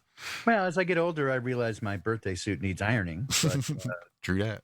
Yeah, I was very, modest to the point of like shy earlier. But again, my wife is so awesome, and we're just crazy about each other. But she has always, she's on the autism spectrum, and again, not a tard. She's got an IQ between 165 and 180, so she is brilliant. But she's on the autism spectrum, and one of the things that's common among those folks is that they have some amplified senses, right? So she's really strong smells, touches, and she doesn't like things touching her. So clothes, no, that's not her thing. And so she's always been very free about that, and she got me in just to be more relaxed. And now when I come home from work, about 30 seconds is about what it takes for me to find my way back into the real world. So we do keep our drapes pulled so as not to give the neighbors too much to talk about. But I'm not I'm not an exhibitionist, but neither am I prudent now. I mean, I'm not any kind of prude or anything. Just like I'm not going to wag anything at you, but. The sensory issues are always very, very co-inhibitor of the high IQ. They call it autistic and that, but no, it goes along with, if you go into the highly, highly gifted classrooms, you'll find that again, that's just such a normal thing to go along with the high IQ. And for me, it was hearing. Textile, hearing, smells. Again, texture is a huge one. Huge, yeah. We were born with these bodies. There's nothing to be ashamed of. It. Again, that's all just training that we've. Modesty is just a way of training that we've done with our mind. I mean, to me, it's less sleazy to be naked than it is to be like dressed out in a very like high spiked heels and tight things that are constrained. In other words, it has nothing to do with immodest, really. Nope. It's just what we put on it, and you can be again totally naked and be modest compared to fully clothed and be immodest. Absolutely. No, I agree. That's because again, it's not for prurient interest that I do it because there's a freedom there and it feels natural. I mean, it feels like this is the way it is natural. Yeah, exactly. Like this is the way I came in, and that's how it is. So I mean, I got what I got, and fortunately for me, again, my wife likes it, so I don't mind if she objectifies me a little bit. She likes my butt. I let her touch it. That's all right. These sounds like the thoughts of a highly functioning mind. I mean, that's kudos to your wife. She's amazing. She's again one of the most amazing people I've met, and is an expert at a number of things, including again textiles. She knows I mean, down to the very stitch. She does wheat couture, and she sews, of course, and but she knows like costumes from like all the way back to like 16th, 17th century. If you're watching a movie, she knows exactly what's out of place and down to the stitch. Now that's this. She's amazing. She knows it all off the top of her head, and like all the royal jewels from all of Europe. And she just, oh yeah, that's so and so's. Wow. She's got it covered and knows all the lines from all the movies and all the songs, and we challenge each other. We have often very long conversations about, we early on kind of began about, I have a saying that I say that the system isn't broken, it's fixed, right? And so we would often talk about what was wrong with the world, and I kind of did ultimately kind of get her into the idea that it cannot be fixed from within, right? I mean, it cannot, because it's not designed to work that way. It's doing exactly what it was designed to do, which was to allow those with power and money to oppress those who did not have it, with the illusion that you're free. Right? It's the animal farm. The best kept slaves are those who don't know they are. Right? You have no reason to leave, and we're going to keep you safe here. That's what those walls are, to keep you safe. And so that a real community could not ever be functional within the current construct. It would have to be changed. It's like you're talking revolution. I'm like, well, evolution, if you will. I mean, might it take bloodshed? Well, if they don't want to let go, but I don't know that I don't know that it needs to come to that if we take it on in a different way, which is. I've mentioned this before, again, on Secrets of Saturn, was we look at some of these documents of their plans for us and different, like, quiet silent weapons for quiet wars, and the NASA document we covered on Secrets of Saturn last week, or earlier this week, actually.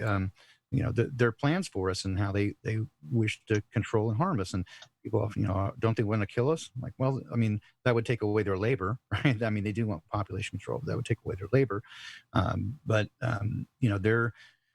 They've always been in a position to pull the wool over our eyes, right? And so there are a number of people. In fact, Crow did another series this week on on law and the Constitution, and I agree, it's a really well written document.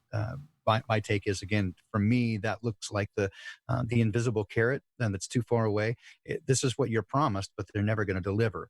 And so, yes, these are the things that we are inherently have a right to as human beings, but there's always a caveat, and as long as they get us to consent to it, then they have our consent. We said yes.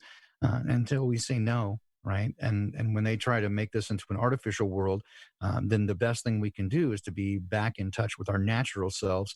And when we operate from a position of love, that screws up their algorithms. Everything they're doing is based on a script and a lie. And if we break with the lie and become who we are and live from a place of love, their computers and AI don't account for that. That's you're natural, and that's not what they're prepared for. So I think that's, if there's going to be change, that's going to be it. But anyway, yeah, my wife and I have talked many times about how to change things, and ultimately we do get it's not about the system, it's about the people, and the people make the system, and so we'd like to have a collective somewhere or whatever, but it takes a group of people to do that, like-minded folks, and I'm into that. So you want to send me an email, we'll talk about it. but so something self-sustaining, right, off the grid. And kind of right now got a group of people that met in Facebook, and we're kind of looking already for places, maybe a small island group that could declare sovereignty. I mean, good luck with that. But anywhere, that we could go, that's going to be unmolested for a while. Probably eventually everybody, they'll come when they want global, worldwide control. They're going to come after it. But in the interim, I personally think that outside the United States is going to be a better call, because when they do Agenda 21, Agenda 2030, my take on it is they'll probably drop the power grid, and then FEMA will come in, as the savior. I mean, they've already done many tests of it, and they don't waste any effort. So they've done tests for, what it would be like if it was a long-term power outage. And, it only takes about 3 days for the cities to become the worst part of zombie movies. And most people, can't boil water without a microwave. They don't, without processed foods, they're done. And we already saw in this pandemic thing about when, the stores sell out in many cities. They did here in Seattle. It was a mess, and they shut down the supply lines, right? So as soon as you can't go down to Walmart and get the frozen dinner, get your frozen pizza, or have restaurants. That was the essential stuff, was fast food, right? Yeah. Anyway, they shut that down. If you even 3 days it was a nightmare scenario. But if they ran it out to 45 days of no power, of course that's entire society collapse. And of course, most people wouldn't have any money and nothing to bargain with. They don't know how to take care of themselves. So it only takes a few days of that for the FEMA trucks to roll in, and you're happy to see them, right? And so everybody then acquiesces and consents to whatever. And so if they brought you to a FEMA camp, you'd be happy at that point, right? Mhm. And then so ultimately they just say, hey, the only way that we can't provide, the grid is gone. We can't provide. I mean, they could do it either with an EMP, or they could blame it on the sun and major sunspots, right? They've been telling us this happened in the 1800s.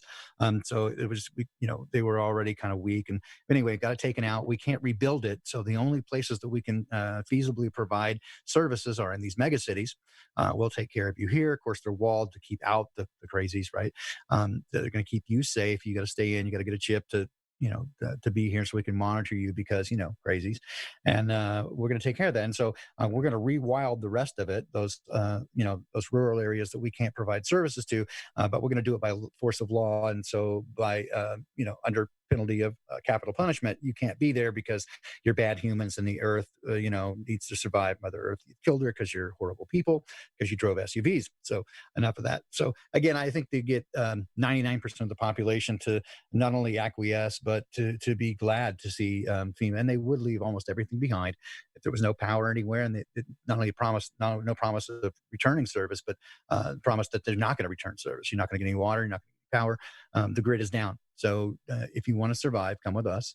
I don't think that. I mean, that seems a pretty easy scenario with a flip of a switch, and most people will go for it. So the only ones to survive that are the Amish, right? Or those of us who prepare in advance to live off the grid. And so again, for me, getting out of the U.S. is probably a good idea before they switch that flip. Again, I don't want to be doom and gloom, and I'm not making any prophecies. I'm just saying, as I look at things, that's the easiest way to get what they want with what they're trying to get to. Getting people to give up their land and force them into a city at gunpoint, it's pretty tough. But when you come in like a savior, and they don't have any other choices, there's food, there's water, there's a shower, and I haven't had internet for a week. So, I was just going to say, I bet they could get half the people in there with the internet alone. Yep. You still have running water, you still have this, you still have that, but there's no internet out there. The only internet is in here. Yeah. Guarantee they'd fill those places up. Exactly. And I mean, and you're right. Well, with just that, but if you do turn off the water and power, the people be fighting to get in there then. Exactly. Exactly. They'd beat each other up to be the ones to get in the FEMA camps, right? So I don't think it's unreasonable. And again, it's not like it's written in stone that they want only 500 million in Georgia. It's not like it. Written in stone. I've actually stayed on Jekyll Island. I didn't know the guide stones were there. Wow. But I went with my family. I was pretty young. But I remember driving around the island, and there are so many like Italian style villas with these long, super manicured driveways with these weird looking pine trees all around. It looked like I was in Italy. Interesting. Yeah, there was a lot of money on that island for sure. The people that live there. Well, the Federal Reserve was started there, so sure. I would imagine that there's money there. Yeah, my stepdad wanted to go golfing on their golf course. That's why we stayed there. But we stayed in the campsite, the RV campsite. Yeah. We were definitely not the high-class citizens they were used to. Oh, so you didn't stay. You stay in the shishi place there, in Reginald. Tennis this afternoon. Yeah, how about some croquet, boy? Sorry, we brought the RV. It seems our Porsche is in the shop. Well, the car's a Jaguar. You have to have two of them, one to drive and one for the mechanic. It's terrible. Poverty sucks. Yeah, I want to step on their neck. Anyway, okay. So on to more pleasant topics again. I see that like people got upset in the chat. I said that I'm like, hey man, I'm not I'm not making any predictions. I'm just saying that's one scenario out of many, but it seems like a plausible one. If they tell us what they want, right? Agenda 21, Agenda 2030, they're telling us what they want. So how do you get people to want that and not fight you? Take away their toys, right? And they'll do anything to get those toys back, even a few of them. So lighter topics. Well, on that topic, I'm going to join. And I was at a place. My presence was requested in front of the microwave where I can't talk without being roboty. Okay. But on there, I had a couple of things to say. First of all, talking with your wife in the conversations, I have to say that I feel really blessed to live in a household of smart people that you have intelligent conversations with. Zach is here. No slouch at all. My husband, by the So way, you guys get no sleep. yeah, my husband's sensory issue, by the way, is smell. Any kind of smell will drive him crazy. Even the smallest of a smell he picks up. I have a son who he topped out areas on pattern recognition and that on charts. But I mean, he's just brilliant, and he has the texture issues and things with it. Again, there are things that go with the brilliance of the mind. And with that brilliance of the mind, and with having like a house full of neat people, it's neat, except for you get into these topics and there's no real way out intelligently of the situation we're at without looking at some uncomfortable things. And I think you're making them very comfortable and bringing some things out there. So I don't know. I liked the discussion and what you said. I thought it was very reasonable. Well, I would have jumped in more on it, but there are some choices. I know the Mormons keep 2 years of food on hand for a reason. Yeah. So areas of that might do good, but we're not prepared. If they take out our water and electricity, we are such babies to it. We are complete babies to it. And again, city living would be unbearable real quick and people would be begging for it. So that's interesting. Again, something that needs to be thought about. And I'll jump back out now, but I just wanted to add that I really enjoyed your section. I could hear, I just couldn't talk. No, thanks. And I mean, you guys got to keep me in check too, because if you give me the opportunity and let me run around, I'll just go, right? So you got to put a fence up there. No, not at all. No fences. I like you naked. Free range Baldini. No, I just you got to again keep me in check because I will go. In fact, when Jason invites me on Secret of Saturn, he's like, okay, now make sure and let everybody else talk. I know, man. I get excited, right? And I'm like, oh yeah, and then there's so yeah. You have a lot of really good valid points that you're putting in with humor and making them a little bit easier to take. So I appreciate your speeches on it. It's helpful. Thank you, Cami. I appreciate that. You're very kind. So, Baldini, do you and your wife do any sort of prepping? Or is it? No, and I mean, and here's why. It's not that we're not aware of it. It's not that you say we're lazy or whatever. But I mean, as we consider it, so we're both in our early mid 50s, and so without having an enormous arsenal, right? So if we put up a big 2 years of food, let's say, when it comes down to it, people are going to do whatever they have to do to feed their family. And so the guys who do have weapons, they're going to go find those who don't and have that 2 years of food stock. So a bunch of people are going to show up, with guns in Salt Lake City saying, where's all that food? Utah's the place to be. Yeah, it's the place to go. So, but here's the thing about that again, and this is why I think that the government and the military presence, again, while we're supposed to it's supposed to be, illegal for the U.S. military to operate on U.S. soil. We've seen again that they just ignore that, right? So Jade Helm, militarizing our police force, certainly, but they do it all the time. And it's going to be more than the National Guard when all that stuff goes. I mean, again, if there's something like that, or let's say there's a big national, catastrophic disaster. In Colorado right now, we are, as Coloradoans, saying federal government, we set laws at our Denver level, which was stupid, at the local level where you want the laws. And we're begging the feds to tell Denver to fuck off. Because they're trying to, our Denver Health is trying to shut down the fourth largest distribution center of mail in the country that I serves heard about that. all Yeah. of it serves all of Colorado and all of Wyoming, meaning that no piece of mail goes to anybody in these two states without it going through the station. Plus, it's a hub for a lot of other places.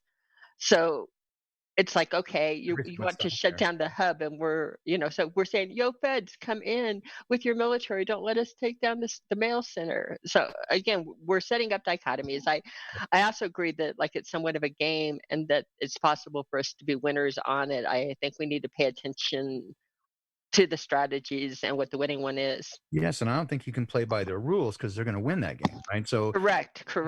So We need people like you, and again, people thinking and looking, and the wives and people discussing it. Yeah, because I mean, if you look at to me, like on the surface, what I see is that they're prepared. They're trying to play both sides of the coin as they always do. That's why you build They're opposition. creating the dichotomy. Like our economy, exactly, right? So, and they're going to try to push everybody into one of two camps, and they do this left, right, all the time, black, white, left. I mean, Mask, no mask. Exactly. So exactly. And so what with this new thing here with this pandemic, right, and what it does again with the Overton window and pushing back and letting come back a little bit. But what we kind of get down to here, right, is that I don't know. I mean, so basically, I get stuck here because this is where I get uncomfortable sometimes saying things because people have a reaction to it. Oh, go for it here. Remember, you're naked among friends. I know, right? So that's the one thing that Zoom is great for, right? Is I can talk to my friends and be naked at the same time and nobody's offended. So yeah. I kind of almost lost my train of thought there now. So anyway, yeah, we've got this dichotomy going, and that they build. So what it looks like again with this current thing is if you give in and give them what they want, they've won, right?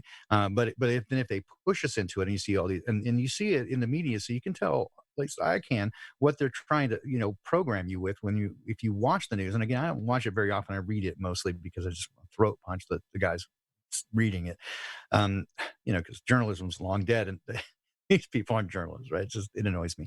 Anyway, but if you can kind of see where they're trying to push you, right? So they take anybody that, for example, did these protests, and they immediately try to categorize them as right wing, not neo-Nazi. I mean, they go right for it, and they do the same, and they build the straw man of false stereotypes with they put any. This is the picture they draw, right? The conspiracy theorist, right wing, Trump, Q, neo-Nazi. They're going to put all that together. Bigfoot is definitely in there somewhere. He joined up, and this is the one side, and the mask wearing types right on the other side. And so, if you do get, let's say, and they frame it in such a way where, if you are a member of that one of those groups like us, right, your natural thing is to get defensive and be angry, right? So anger is a powerful motivation to correct injustice. So when you see an injustice occur, an injustice against people who don't deserve it, and you get us a program, people come yell at you because you're a stupid flat earther. Well, okay, most of the people I know that accept, at least don't accept the heliocentric model, are some of the brightest people that I know. Typically, not everyone, but typically that because they've researched it. They at least have a basic level of understanding of math and science and human nature, right? Enough to put it all together and do a little pattern recognition. You go, okay. So it does take at least some level of that plus integrity, right? You got to be able to say, yes, I fucked up. I was lied to and I fell for it, right? You got to not have such ego that you can't deal with that. So all those things combined, again, didn't you feel unjustly attacked? And rightly so. But if you do the natural thing, the emotionally immature thing, which is then to fight back, right, defend it, then you're playing into their game. So if you want to pick up a weapon and say, okay, we're going to have a revolution, it might well be deserved to get these guys some comeuppance, right? You get a bunch of pedophile, rich, baked Luciferian fucks running everything and taking everything from everybody, stepping on the necks, and they laugh as they do it. They laugh as they lie to you.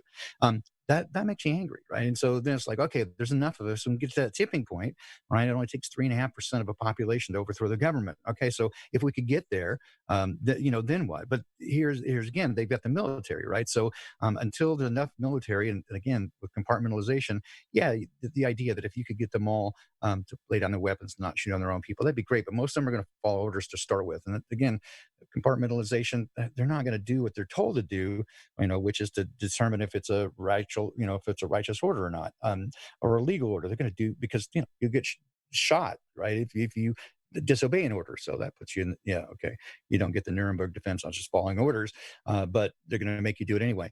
So until that happens, right? So again, they've got you both ways. If you give in and cuck, then you've accepted, right? You give the consent and they stick you with a vaccination. If you don't, right, then if you fight them with armed resistance, that's what they want, because they can turn you into, and you won't be a martyr, right? They'll turn you into the enemy. You're a terrorist. You were a terrorist group. And we've seen it over and over again with Well, so we build in your morality, though. We build it into our system with our defense lawyers, on knowing that when you're defending somebody guilty, to give them the best defense. It's okay. In fact, it's the right thing to lie or to. As long as they got money. As long as they got money. Yeah, as long as they got money. Yeah, I'm sorry to interrupt. What's worse are the prosecutors, who they don't care about the person's guilt or innocent. They need a prosecution. Right. We're taught, that our jobs are, if you get wins or losses, not doing the right thing. Exactly. It has nothing. They teach you to distance morality from your job, and in fact say that using your morality, that's not what you're getting paid for. You're getting paid for to get the results, and it's really. It's not brainwashed. It's brainwashed into us, and it's not. It goes against every instinct. That's right. When in reality, they should be the most moral people. Right. And if they were the most moral people, the country would work. It would work. But that's not. Again, we've been programmed and brainwashed the other way. We respect and in fact idolize sociopathy and psychopathy. Those who step on other people's necks have the power to do so and get what they want. And so we idolize that to a degree. And I've said over and over that those who desire power are the least qualified to have it, right? Mm-hmm. Because if you want it, that makes you the kind of person you're not leading, right? You're commanding. That's not the same thing. Yeah, you don't have the interest of the people at heart at all. Exactly. And so those who rise to power, whether that's in the corporate world or whether that's in the political world, those are the ones who are willing to do whatever it takes to get what they want, because other people won't. Right. And this is why many people have, again, cognitive dissonance when they hear anything about what's really going on. Is why would they do that, right? I can imagine people literally eating babies. It doesn't mean that they don't, right? Yeah, it just means it means you wouldn't, and that makes you a good person because you wouldn't do that. But it doesn't mean that they don't, right? Because they say they do, right? If you read the things that they write down, right? They don't want you to read it. It's not well publicized, but it's not like we pulled it out of our ass. It's not a rectal extraction. I didn't make this shit up. They say they do it, and then they go, "Ha, we were kidding," right? But they're the one. I don't make up transgender stuff. They do. I don't find that funny. Yeah, I don't care. I wouldn't joke about that. Just saying that there's something wrong with these people. Exactly, and they joke about it all the time with pedophilia and even eating baby. And the pizza thing, man. When that came out, how many references do you see that? I think much of it again is they're poking you in the eye. I don't remember. Maybe I was not aware of it, but I don't remember seeing that many pepperoni pizza and hot dog references since till before this kind of came out. And now, it's crazy. You see lighters with pizza on them. You see, T-shirts and get my pizza on. I love pizza. It's a thing. But I don't recall it ever being like that before. And we know it's a specific reference, right? That's perverse. I don't, and even the Q thing, right, is based on it. So it's sort of like public knowledge that it's there, and you got Weinstein and Epstein and Stein. No, I'm just kidding.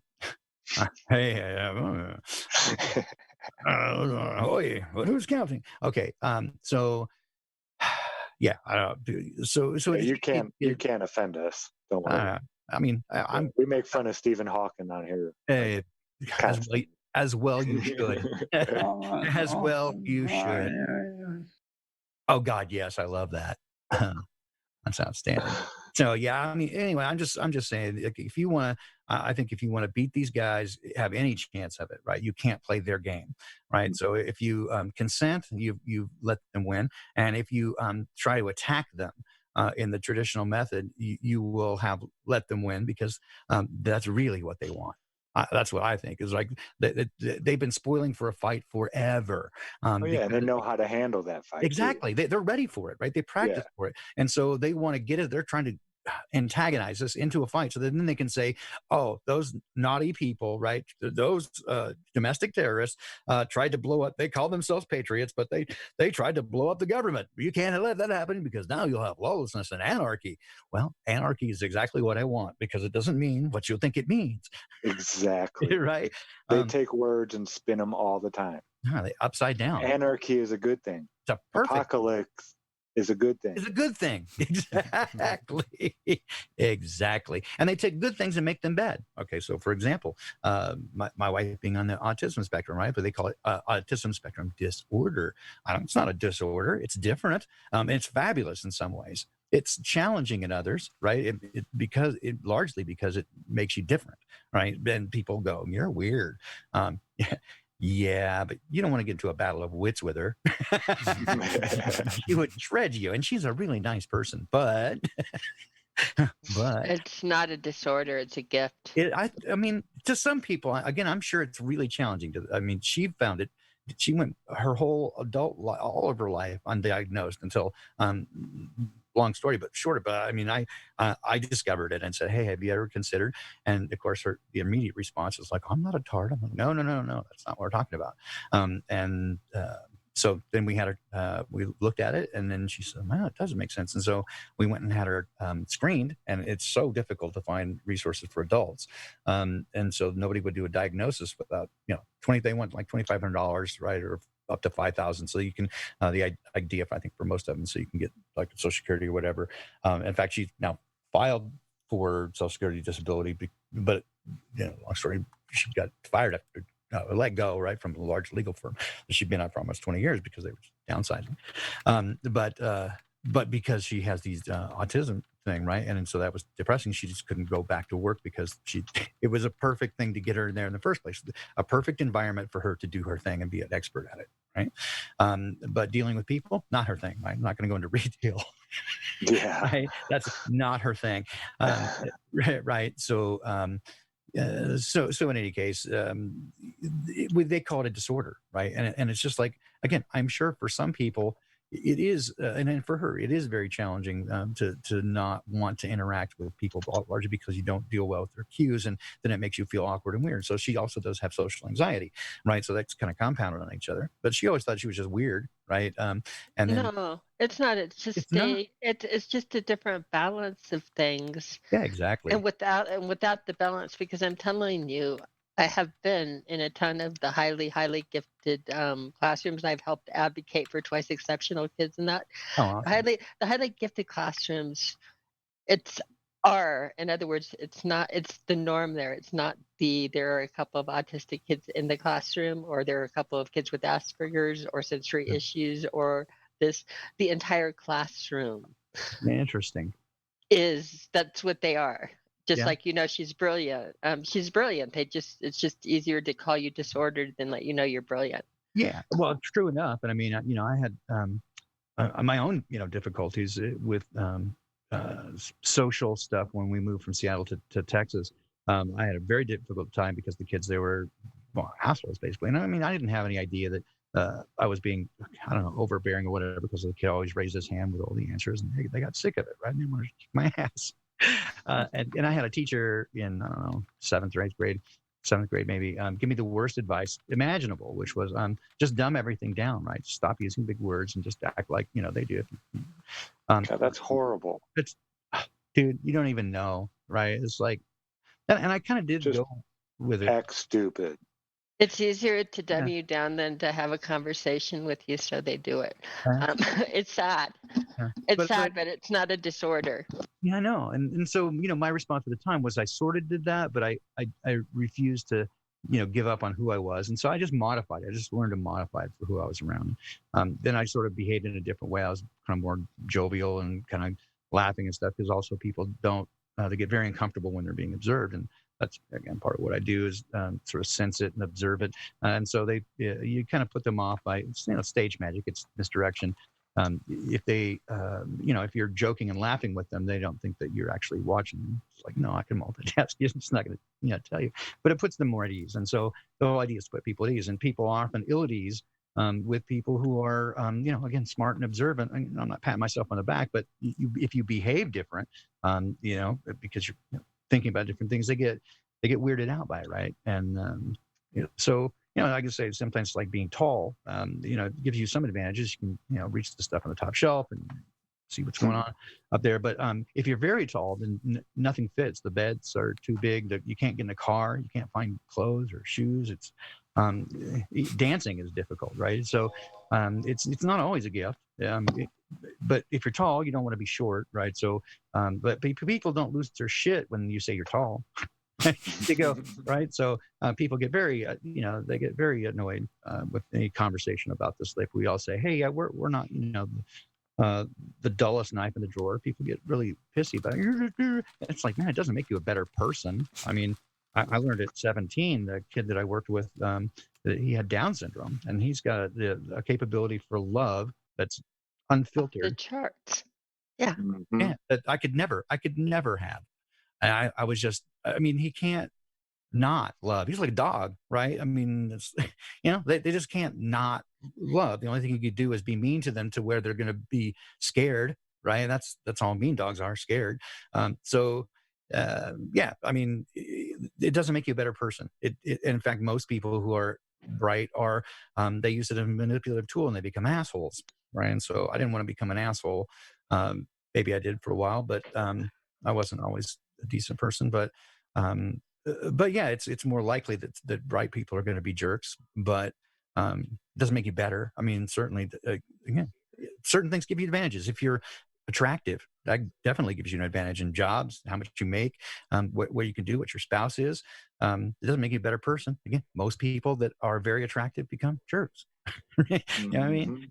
So yeah, I don't know. Just everybody's different, and you just get different stuff, and each of it kind of is a gift, and each of it carries a burden and a risk and So whatever it is, it's all a balance. It's all a dance, and it's to you, right? It's what you do with it, what you choose to do with it, and so to me, the idea is that we all work together and put those things together, and that makes us complete, right? Is to right.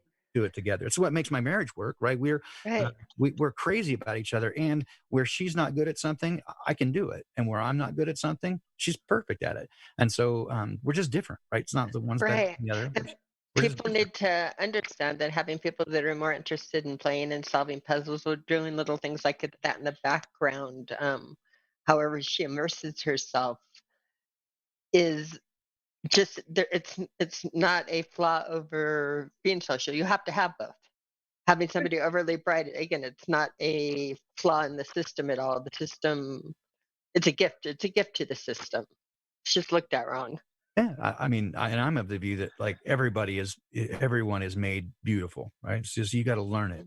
That's the hardest lesson for me to learn about me, right? When my creator says, you're being mean to my beautiful kid, stop it, right? If you won't do it for you, do it for me, right? Just be nice to yourself. And it's only when you can learn to give and receive love that you can, really give it to others, and you have to be able to accept it.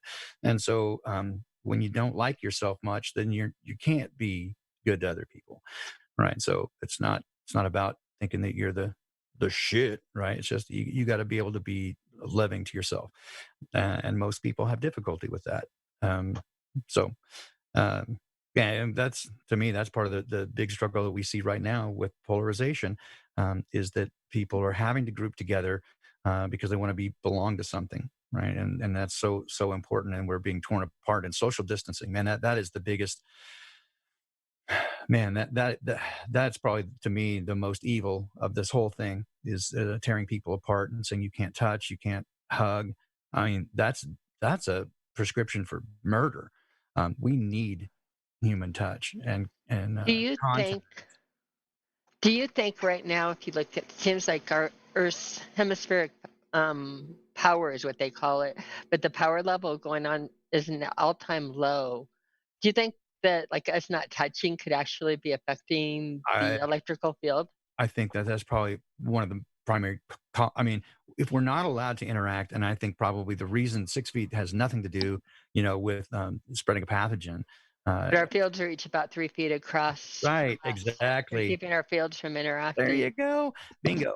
And I see it as I saw this as an observation, right? Is that we see it, and people have become, and then the masks add to it, and then it covers the micro expressions of your face. And so people now are all a threat to you because, right, they could be sick. And so everybody gets on this hyper alert position, and then they're hyper vigilant, and that makes people tense, and then they're likely to blow up at each other, and you can't see the person's mouth. You can't see them smile. You can barely, see their eyes, and their glasses are fogged up, and everybody's on edge. It's made people mean and just vicious, but also we can't get close enough to interact with those electromagnetic vibes. We're supposed to. We're supposed to interact. That's what we were made for. Is relationships. To develop memories and relationships. There you go. Right. To be in relationship. That's what we were here for. That's it. Because that's all you get to take. That's everything. That's everything at the end of it. Exactly.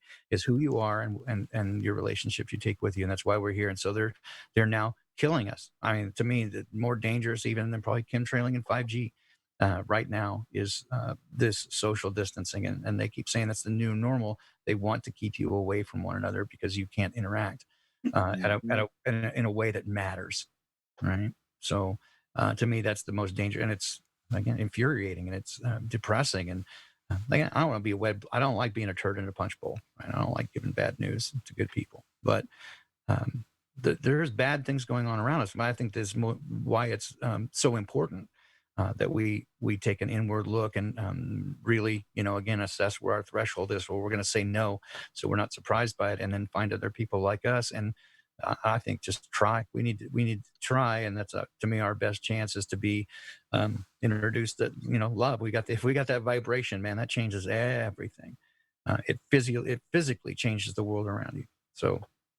Well, as much as you don't like sharing this kind of stuff, this is the type of place where you can do it. And you need to get that stuff out. But it needs to be said. We already, all the people here are aware of it, and we're just going to say, yeah, we know, man, it sucks. We're going to be there for you. I know. We're not going to call you crazy. It's like a support group, man. I feel like I'm THA. It's Tinfoil Hat Anonymous. Hi, my name is Josh, and I wear a tinfoil hat. I wear a Faraday fedora. I like that. Yeah. Faraday fedora. It's stylish. It's all the rage this year. There are actually people making clothes. They have a clothesline. Who was that? Was it not Justin Harvey? Who was it? Harvey Dent, Two-Face? No. It'll come to me. But 5G protective clothing. Oh yeah, yes. I've seen that. Was it Matt Landman? That's who it was, Matt Landman. Thank you. Yes, that's exactly who it was. Hey, Baldini, I have something that helps me. I don't know if it would help you. I've shared it with some people, and I think marijuana. That's always that's for calming the nerves. But I have looked at on some days you wake up or you're just in the middle of the day and you get a panic attack out of nowhere, or you're angry out of nowhere, or you don't know what's going on, where is this coming from? And I'll look, and I found that one thing that shows up with it is the busy index turns out to be really to the south a lot of the times, past 5 to the south, or you have a full moon or something like that. And just knowing that it could be something energetic going on outside helps isolate and control, or just feel like you have control over it. Yeah, there are right near my office, there are not only a big stack of microwave towers, but they surreptitiously put in 5G as soon as the lockdown started. They started putting it in. And I tried to get some video of it, but I only caught the tail end. But I did photograph 2 different flocks of different species of birds attacking the guys as they were putting them in. And that was the most awesome thing to me, because I watched. That rocks. I just stood there and watched, and I went right on. Get him, motherfuckers! Get him! Get them, exactly. They were attacking him in a flock, and there was 20, 30 of each kind. And the smaller ones, the crows, were very aggressive, but the seagulls are pretty big, man. And seagulls are mean, and they were. You get 30 seagulls going after 3 guys in a cherry picker. They wanted out of there. I bet. That was awesome. It was a day from hell right there. Yeah, it's a beautiful thing to see. Actually, the birds are like, "Nuh-uh, not here." Oh no, you didn't. Like every time we find a cool spot, you fuckers put another one of these up. No, Yep. no more. Yep.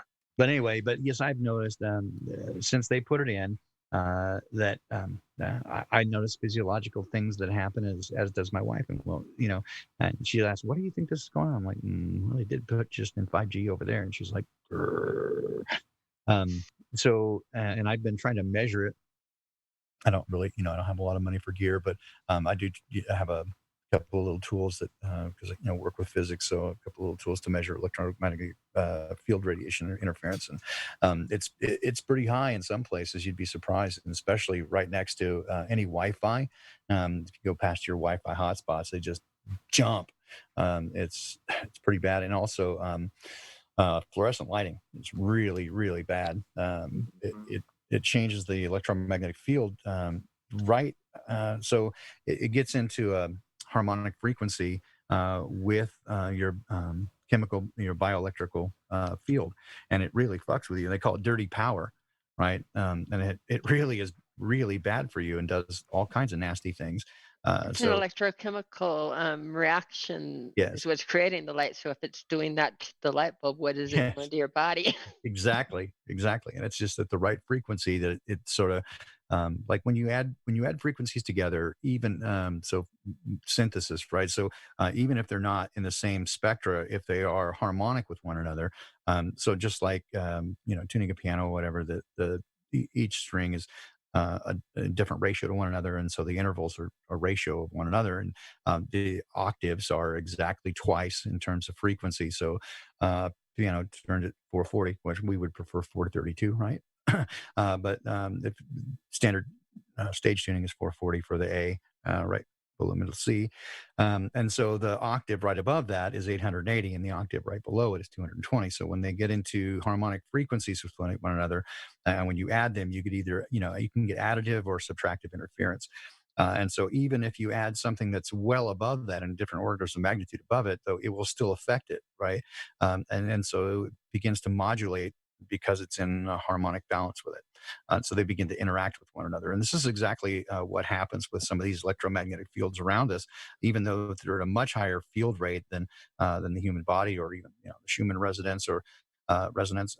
But if it gets in the right tuning, right, then that's when it creates destructive interference. It can really damage you. And also another tangent, water. If you haven't looked into it, I've spent like 2 years now working on studying water because I was going to do an episode with Crow 777. In fact, even before 154, which was the first episode I did with him, I was working on this water thing, and I'm still not done with it. It's crazy what water is. It's fascinating. It's but it does absorb memory of everything around it constantly, and it can reset and refresh itself. But these same energetic frequencies, everything is frequency vibration. So, but water absorbs it, and it modulates it in a way that again, can be good or harmful to us. We're, at least, between 60 and 80% water, depending on your, age and weight and gender and all that stuff. But I'm going to interrupt you a minute, because everything this man is saying is true, spot on, or I've at least done the research too. He is hitting everything exact. For people that want to see visualization of the sound waves, I suggest looking up a Rubens tube, where they actually fill a tube with gas lighted on fire, and you can see the frequencies, how they modulate, interfere, where the harmonics and sit together. cymatics as well. Yeah. The cymatics as well, looking into that, also looking into what was the other that you were going there. You're describing perfectly on the, it's just so much that you're saying. I want people to stop and think about it.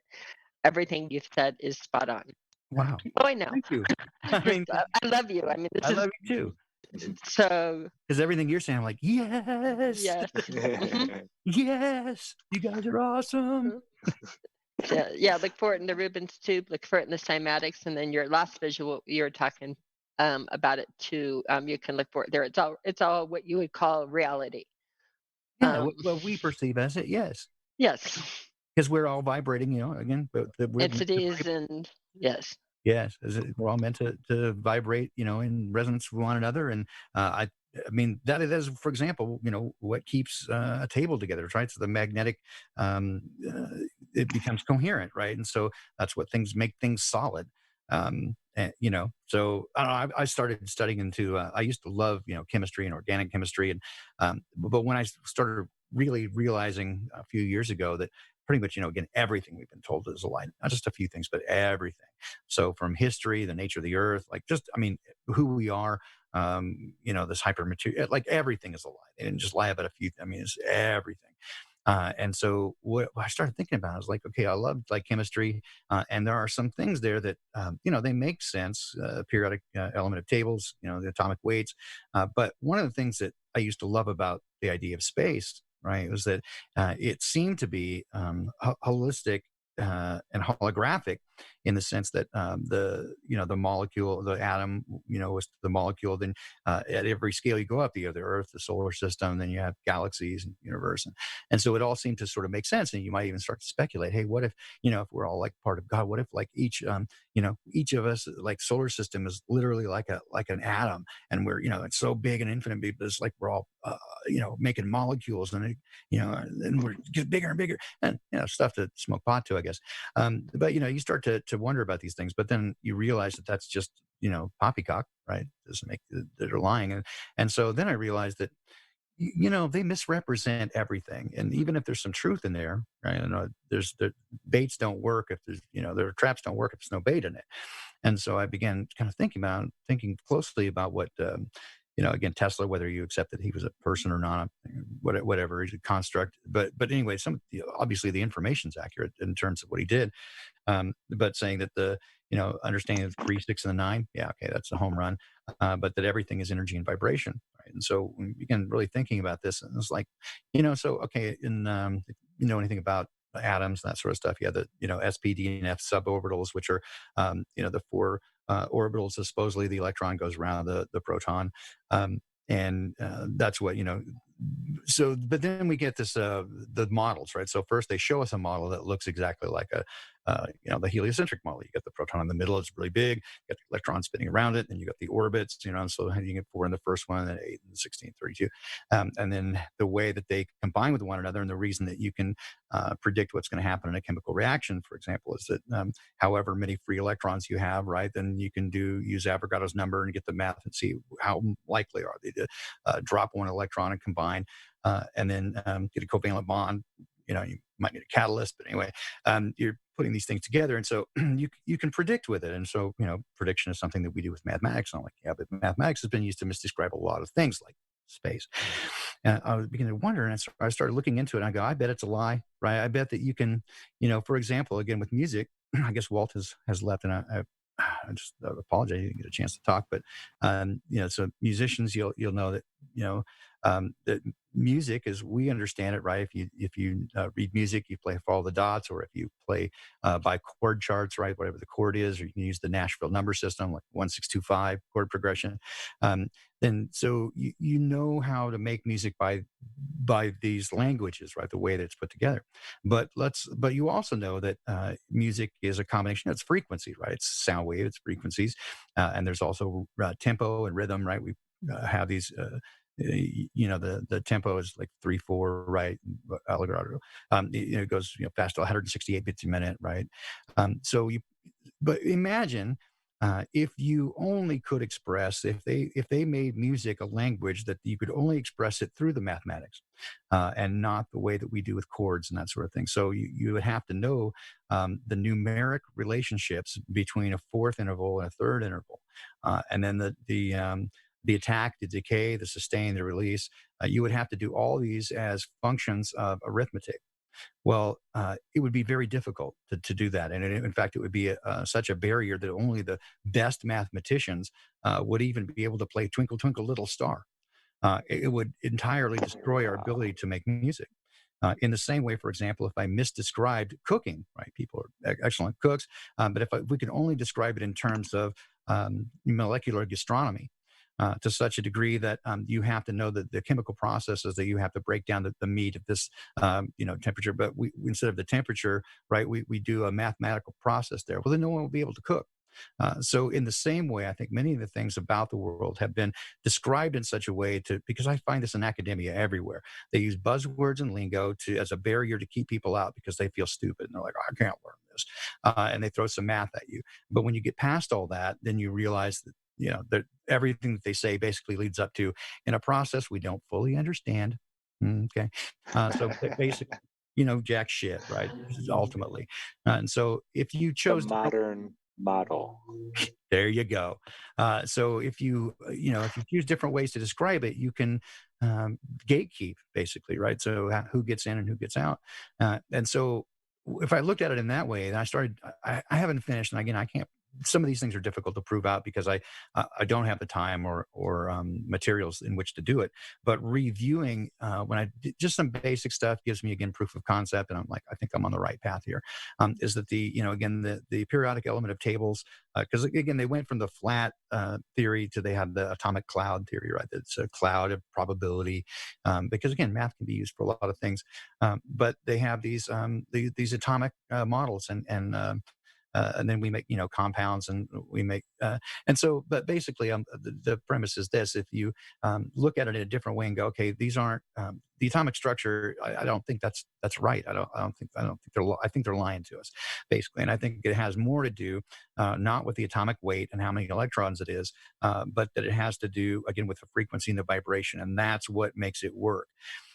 And the reason that they describe it this way is again as a barrier to keep you out. Because my supposition here basically is that with the interconnectedness of all things, and if you really get into quantum theory and the way that it works in quantum physics, and the way they describe it again is misleading. But if you really work from the premise that all things are in vibration and in harmony and resonance with one another, that is really what makes the world work in every aspect. And so that's why we're connected to one another. That's why things like the I Ching work or tarot cards work. It's a way to throw grass up in the air and check how the wind's blowing, right? So you don't get a clear picture of it, but what it does do is sort of interact in a way that, again, if you like throw a leaf out on the water and you can sort of see what's happening there, you're not getting a perfect picture, but you can get an idea, right? So I've often described it as like if you're looking through a glass brick wall. Right, you can tell that there's motion there, daytime, nighttime. There might be people there. You can get a sense, and if it's dark, right, it's very difficult to see. So there are times when it's better than others to look. But I think this is the very basis of what's happening with the sky clock, with astrology, with any of the reading of the entrails, or any of those things. That all of these things combined, that's how it all works together. And if they told us the truth about it, and chemistry is one of those things where keep in mind, chemistry used to be alchemy, right? So, and that's very different, the alchemy that they were doing then to what chemistry is now. And it had very much to do with this, basically magic. And to me, this is where the idea that magic is basically the universe manifesting itself before your will, as I think it was designed to. Is to manifest our will, whatever our desires and intentions were. It would manifest. Yes, intention. And it would manifest itself in a way that was within the design construction. It had to be, within the basic parameters and the rules of how it works. And the further you get away from that, the more difficult it is, and you bend it, and there's this karmic backlash, which is why there's, black left-hand magic, is you have to work harder to do it. That's why you have to do things that are, bad, sacrifice and do harmful things to get more power, right, to generate, to make it manifest. But basically, we've been taught that all that's bullshit. It's hocus pocus. It's really funny that we're designed to, they program us to believe that it's a hyper material world, and anything that you can't see is non-existent. And yet they don't believe that very clearly, right? They're very clearly Luciferian and magic. They do it. So with that in mind, again, the idea is to keep you away from it. And so I think I'm going to run here, and I apologize, but I get excited about these things again. Astrology, alchemy, all this stuff. Sure, it's all tied together, and it's everything that they don't want us to believe, and so they make fun of it, right? And just say it's just a bunch of nonsense. But ultimately, those are the powers that they use, and so it's all related, and so it's just the way that you think about it, right? So they got you thinking that magic is, a fairy tale thing, and it's not really. It's basically the manifestation of the will in a controlled way. But to my view, was designed that way by the creator. He gave us the keys to the universe at the beginning. There was apparently mistakes made, and we lost the deed to our enemy, who now seems to hold it and use it to his advantage. And so we're suffering for that. And whether we like it or not, we were born into a war that has gone on for many generations. And you can either try to ignore that and become an unwitting soldier for our enemy, because you become indoctrinated and believe the wrong things, and so you're sincere but sincerely mistaken. Or you can wake up and smell the coffee and see what's going on and fight back. And I think, again, to me, the tool is love. I think it was meant to operate at that frequency, and anything other than that, the opposite, is not hate but it's fear. And so those are your two choices: are love and fear. And ultimately, and they operate in, fear creates a destructive interference pattern, right? And so the best way to be is in the frequency of love. Then you're operating at the natural frequency of the earth, and it should manifest itself for you. Anyway, I'm done. Beautiful. That is beautiful. That was awesome. Have you ever spoken with James True? I have not. I've listened to him a few times on, I think Rose has talked to him a couple of times. Crow has talked to him.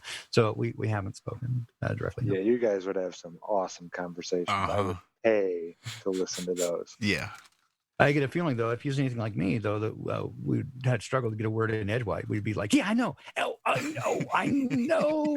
Because I've had those conversations, too, and we just kind of sit there and go, yeah. And then it gets really quiet. We just sit there looking over the beer and go, yeah. Puff, pass, right? Yeah, it would definitely be an interesting conversation. But I love anybody who's interested in these things, right? These things to me are the fascination, and why, why I'm here, why I like to. This is the joy, the only joy I have left in my life, really, right? And because everything else is not what they told us it was. So, this is the truth. This is the truth. I used to share. My buddies hated it. We were talking about this morning on the show. When I came home, took over the TV and all that kind of stuff, I was checking what was going on with NASA today. That I had the NASA channel on DirecTV, and it was like, naughty boy. Yeah, I'm going to watch the ISS for at least a half hour here. Just float by. Yeah, I was bad. I was checking. I was kind of into that Nibiru thing, Planet X. Sure. And I was checking the SOHO and the SETI and the LASCO satellites every day, multiple times a day, showing all kinds of people, oh, this is coming, and this and this and this and this and this. Yeah, I learned a valuable lesson. Yeah, I mean, I checked into Hollow Earth, and I mean, you name it. I went down the rabbit hole because, again, they're clearly lying to us, and I find it difficult to say that I know what the objective truth is. What I love, though, is having conversations with people like you. I first met Nakachita. I just barely met him on Thursday. I had trouble with my internet, and so our Poppycock report got delayed. It was just bad, and so because I couldn't get on the internet, but I finally did. But anyway, he's got a YouTube channel, and I hadn't really met him before, and we just met. And he's living in a hut in the Himalayas, and yes, please. He's freaking awesome, dude.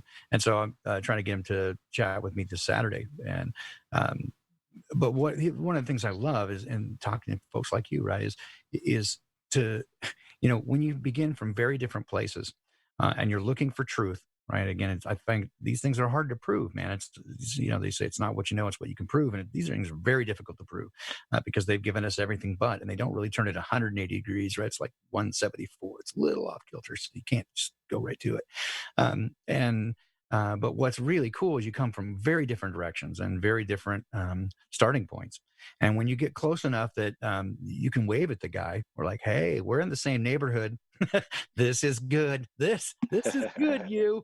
All right.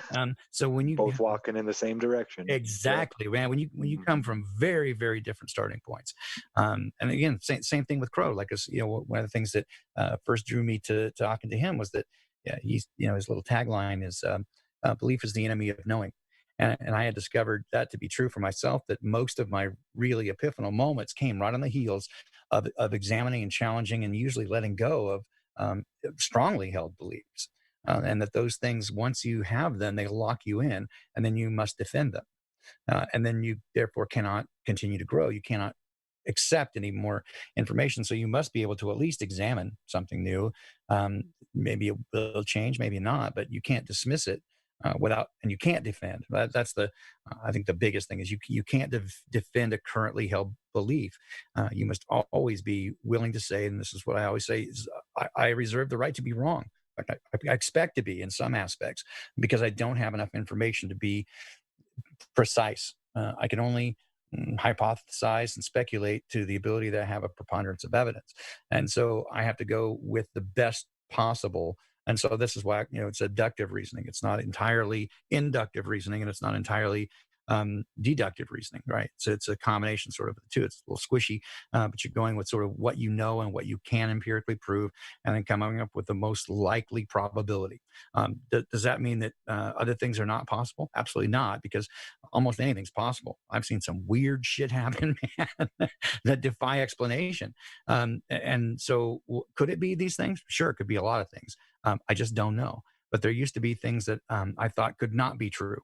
And then I experienced them, and I went, well, I guess I was wrong. How do I explain it? Fuck, man, I don't know. But I know it's not what I thought, right? So now I just have to say with a lot of things, I can tell you for sure that I don't know. Right? Yeah. Now we can talk about maybe what I think, but I can tell you for sure I don't know for sure. In some cases, I can say I know for sure they're lying. Yeah. Right. I can demonstrate that. Beyond that, tough to tell. Some things seem more apparent than others. But again, I'm always sort of a suspect of those things, because if it seems too easy, it might be. But I think Occam's razor applies in a lot of places, where it's just, if it takes the shortest amount of steps to get there, right, you get there. So have you ever seen anything that you can't explain? Yeah, I've seen a lot of things I can't explain. I just don't know what to make of it. I mean, are you wanting to know what those are? Is that the question? Or Well, like when I was young, I saw ball lightning. Oh, okay, yeah. One time, it was just this blue, weird thing. It wasn't making any noise. It wasn't putting lightning bolts down onto the ground. It was going down a set of old railroad tracks, but the tracks had been removed. It was just how big and what speed? Maybe a little bit bigger than a basketball, and very slow. Yeah. Just like up and down, this kind of like a sine wave almost. Oh, okay. It was just moving in like that. At what and height? Then, like my height. Okay. Maybe 3 feet to 6 feet, maybe 5 And it's feet. an undulation, right? Okay. Mm-hmm. All right. And it was like a blue, and I could almost see through it, but I couldn't. And like manifesting like plasma or like a solid state, or it looked fuzzy. It looked like you could almost see through it. It didn't make any noise. It wasn't like a planet. No, it definitely wasn't like a solid. Not even a liquid. It was more like a gaseous, weird looking. Appeared to be globular in shape, or yeah, like it was round. Okay, so and well-defined edges. It was fuzzy. Fuzzy. The whole thing was fuzzy. Yeah. Right. And how far away? Oh, I was at least 15, 20 yards. Okay, so pretty close. Yeah, I was close. Surrounding forest, outdoors, indoor. I mean, I was in between two neighborhoods, and the railroad tracks had run between them, and there was a lot of trees built up on both sides of the railroad tracks, and then cornfield. It was like the edge of one of the neighborhoods, and there was nothing but cornfields off there. Time of day? Afternoon, because we were getting ready to play hide and go seek. Okay. And how old were you? 13 or 14. Okay. Maybe even 12. Right. Somewhere right around, 13, 14, because then How long did it last? Maybe 10 seconds. Oh, fast. Okay. Yeah, it didn't last a long time. I saw it, and I watched it go, and it did its thing as it passed me, and then it kind of just disappeared. And that was it. Okay. And what was your reaction at the time? Like, what the fuck? Yeah, I didn't tell anybody. In the way a 12-year-old would say, "What the fuck?" Yeah, I didn't say a word to anybody about it when they all came back, because I wasn't allowed to go into the next neighborhood after dark sunset. Okay. Yep. So I waited there by the train tracks, and And when they all got back, maybe 200 yards. It was a small. It was like a third of a mile loop. We called it the P. Okay. It made that was the shape of it. You don't mind me asking these questions, do you? No, not at all. Okay. All right. Go. Yep. Yeah, it helps me remember all this stuff. But yeah, not far from home, right down the road. And actually, in my buddy's backyard, that's where we all would hang out and play basketball in the afternoon. And so you described it as ball lightning. Was the weather inclement? Was there any other lightning? No, it was beautiful out. Oh. Well, then It wasn't like it was getting ready to rain or. I wouldn't describe that as ball lightning. I mean, that's a good way to really get a mental picture of it, I suppose. But I don't think I would describe it as ball lightning. It doesn't seem to be in an energetic pattern the same way lightning is. I mean, I guess suppose that's what they call it, but or maybe some people call it that. Yeah, I told one of my science teachers about it, and he told me it was ball lightning. Okay, well, yeah, of course he would. Yeah, they gotta have an answer for everything. There's nothing that they can say I don't know about, right? There's a logical explanation for everything. Yeah. So yeah, okay, I get it. Okay, and then so you didn't tell anybody, so it freaked you out, scared? Yeah, I was. Yeah, more. Astonished? Not so much. Yeah, that's a great word to put it. Just I didn't believe it. Yeah. I saw it, and I remember sitting there thinking, did that actually happen? Actually just happen? Was I daydreaming or? Yeah. What just happen? Yeah. How long until you told your science teacher? That was probably 2 years later. Oh, okay. So quite 2-3 years later. So you didn't tell your friends or your family? Nope, nobody. Because you were afraid they'd think you were nuts? No, I don't know. You know that little voice inside you? Yeah. And it tells you to do certain things? Yeah. No, I do. It said, hey man, this one's yours. Just until you even hear about something like this, just don't say nothing about it. Yeah. Well, that was my first when I saw well, it wasn't the first thing I saw I couldn't explain, but when I saw I guess what I assume now would be maybe a TR-3B, but not just lights in the sky, but like an actual vehicle close, and for probably 10 or 12 minutes with a friend of mine. Let's see, it was been 1986, 87 neighborhood, 87, I think, in north central Texas, and just turned dark. So it was probably early summer. So it would probably been 8:30, 9 o'clock, something like that. And we were in a small town. We just turned right. She was driving the pickup truck. I'm trying to, again, visually remember this. Just turned, and I caught something out of the corner of my eye. And we were going to go smoke marijuana, by the way. But we hadn't smoked any before that. So I guess that influenced the story. We weren't high, right? We turned the corner, and I caught something out of the corner of my eye coming from above me and to the left, like as though we're gonna what felt like a door flying through the air, gonna hit you. That was my first reaction, and then I looked up, and it was still there, and then I went, it's big, and I went, oh my god, it's really big, but it's hard to tell the distance, right? So it had an angular size that was enormous, but you can't tell to be certain distance. So if it was only a couple hundred feet above us, it would have been 300 or 400 feet in length. If it was 2,500 to 3,000 feet, it would have been a quarter mile in length because of its angular size. It was enormous. Wow. So I'm assuming it was closer because I could see some detail. So we look up, and it's black, and it's definitely constructed. What I could see, my impression was kind of, you're in shock, right? It's like, what? I couldn't quite process what was happening. And when she and I talked, afterwards, we had the same. We just couldn't quite take it in, right? And this, we go back to the limbic system, except for here. I mean, had it happened like that, then we would have easily been able to deny it and said, we didn't know what we saw. But here we were faced with the fact that it's right above us and going slow and just to our left and parallel with us. And so we look at each other and she's like, what do we do? I said, follow it. So I was going the same direction we were. So we kept driving down the road, and we were only going maybe 35 or 40 miles an hour. And it was going a little bit faster than us. And so it was kind of taking the lead. So no sound whatsoever. Made no sound.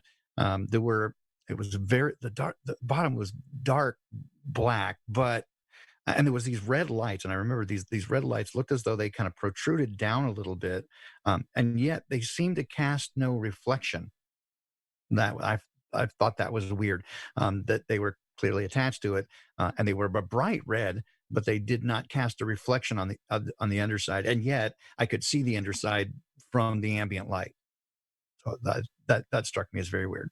And then so we continued down the road. It was now in front of us and up and again still to the left.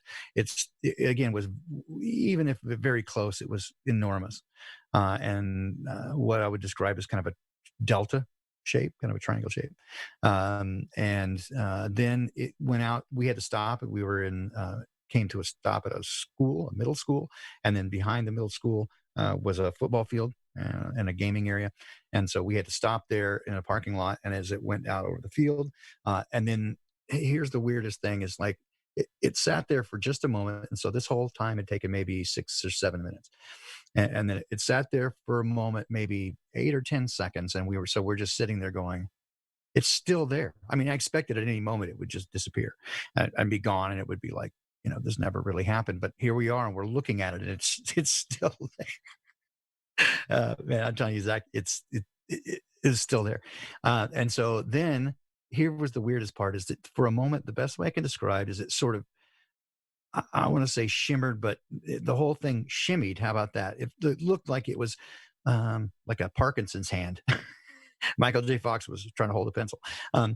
It just for the slightest bit, just for the fraction of a second, and then it seemed as though it were going to fall. Right, like just in that moment where it's just starting to come down at 9.86 meters per second, just like it was starting that, and then it accelerated away and out of sight in half a second.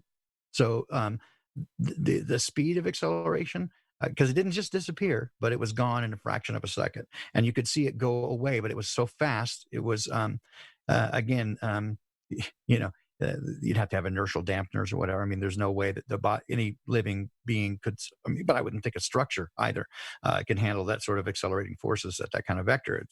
It went literally out of sight, away from us. So we're in a direct line of sight, and it goes away from us in a fraction of a second. So that is awesome. Yeah, but again, so you can imagine, it freaked us out. I was 18, 19 at the time, and she would have been like 17, and we sat there for a moment, probably 15 minutes in silence, just sat there going, yeah. And then we looked at each other and we're like, okay, what now? Right? Because we were on our way over to a friend's house and we were going to smoke pot, and we're like, okay, so what now? I'm like, well, now I need to get high for sure. She's like, do we tell anybody? And I thought for a moment, because you want to, right? And you want to, and I was like, no. And she's like, yeah, no, because who's going to believe you, right? So we just said no, and we never did, right, tell anybody.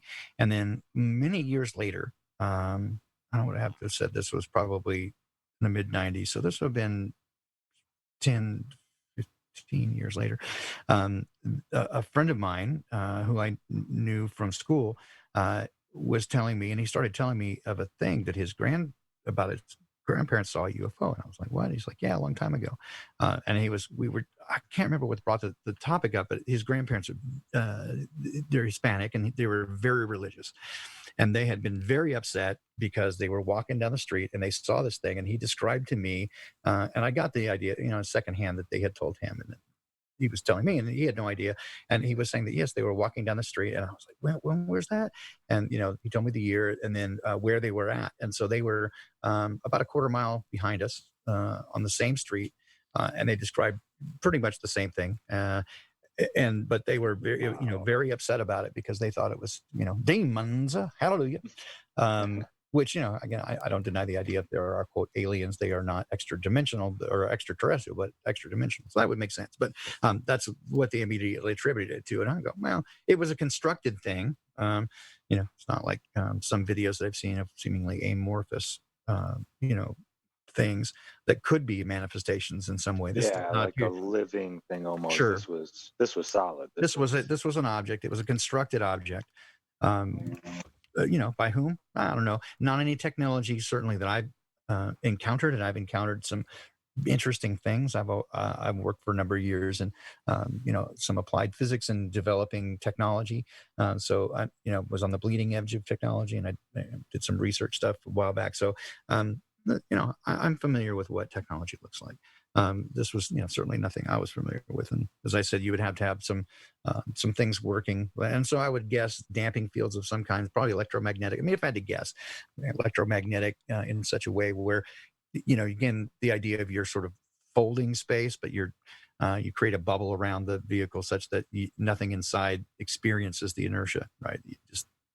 You're here to there. Kind of like the concept of the Searle generator. I'm sorry, you broke up there, so I just heard something generate. Can you hear me now? I can hear you now, yeah. The Searle generator, a guy named John Searle. Oh, okay. It was back in the 70s. I think I may have heard of it. So we lost Cammy. See, I just talk everybody to death. I'm sorry. Now, you guys never. Cammy got scared. She couldn't find her dog. Oh, he's here though. Okay. I thought I just talked everyone to death right there sitting there.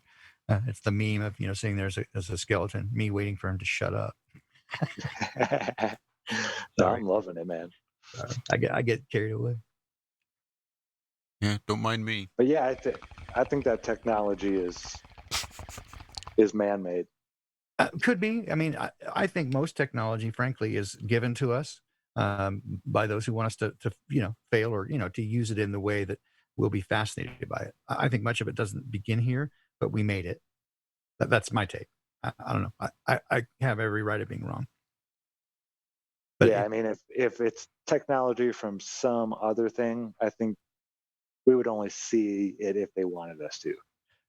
Well, yes, exactly. I think the technology that man made probably to begin with, and this would be for me like the antediluvian or whatever, and you think Atlantis, that sort of thing, but in an antediluvian way would be, again, what we would consider magic. They'd be harnessing the power of nature, the ether, and what's around us in a way that would to us appear to be, magical. But is, I think, describable, we're using physics and that sort of stuff, just perhaps some of it that we're not familiar with. In the same way, I think the periodic table of elements is misdescribed to us. I think just, again, these things have been misdescribed in a way to keep us away from them so that we won't understand. Mm-hmm. That's my take. Yeah, you can't put the puzzle together if you don't have the pieces. Exactly. I love you, man. Exactly. Yes. Especially they keep the edge pieces away from you, right? You start with the corners and do the edges. They keep those places, those things away, and then you're left with a bunch of puzzle pieces that are like all black. What are you going to do with that, right? It's pretty annoying. And then they mix multiple puzzles together. Yeah, exactly. They never give you the same one. Exactly. Yeah. By the way, this all gets wrapped around a sphere. Have fun with that. But it's Photoshop because it has to be. You can tell it's real because it looks so fake. Because it looks so fake. Yes, I told my wife about that one the other day about Elon Musk, and she's like, he didn't really say that. I'm like, because you heard him say that. I'm like, I'll show you a video right now, and she just shakes it. She's like, oh, shit. Smoke weed every day. Because when I saw that happen live, I was just like, you're kidding, right? Yeah, like this is people are buying it, really? Yeah, this isn't like the pre-show, like what it's supposed to look like. This is the actual what you're saying is up there right now in space, huh? Well, and when he said the words, right? I mean, so it's like I was like, I can't believe you just fucking said that, right? He's like, he goes like, it's not space hardened or anything. It's just like literally, it's just a car in space. And I'm thinking, That's your death knell, right? I mean, okay, so the tires, right? So here's rubber, right? And it will freeze at like minus 230 degrees Fahrenheit. It'll turn into like glass, right? And it'll melt at like 600 or 800 degrees, like it melt into glass. So okay, but we got what 3,500 degree Fahrenheit temperature change between light and dark. So I mean, are you fucking kidding me? Well, I mean, you get a vacuum into the semi-17 quarter vacuum. You got all those gauges. I mean, the leather, the paint. It would instantly. I mean, it would be constituent components. Like, I mean, instantly. And, we get pressure disequilibrium and gas tank. I mean, oh my God. And he's just going, yeah, it's not. It's just like literally, and it just seems so impossible and crazy. And I'm like, you think? Completely impossible. Yeah. I mean, in every way, ludicrous, preposterous. And he stood behind it. And he said those words. He said, and then he said, yeah. And then he follows it up with, yeah, I know the colors look all weird and sort of kind of off. And of course, if it was if it was CGI, we'd have much better than that. It's like he's punching the guy in the CGI department right then. And he's like, yeah, it'd be much better. And yeah, you can tell it's real because it looks so fake. I'm like, you did not just fucking say that, man. And the room got quiet for a moment, right? They're all like, you did not just fucking say it. Five motherfuckers been up for 3 days that. Just said, ugh.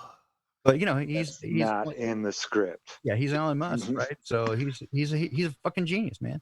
Yeah, he's a genius who knows how nothing works. I've listened to maybe an hour worth of his stuff all told, and everything he says is either word salad or just, I mean, it's bullshit, man. I had more intelligent conversations with my 4-year-old little brother. Yes, I've gotten more inspiration out of a soap dish than this guy.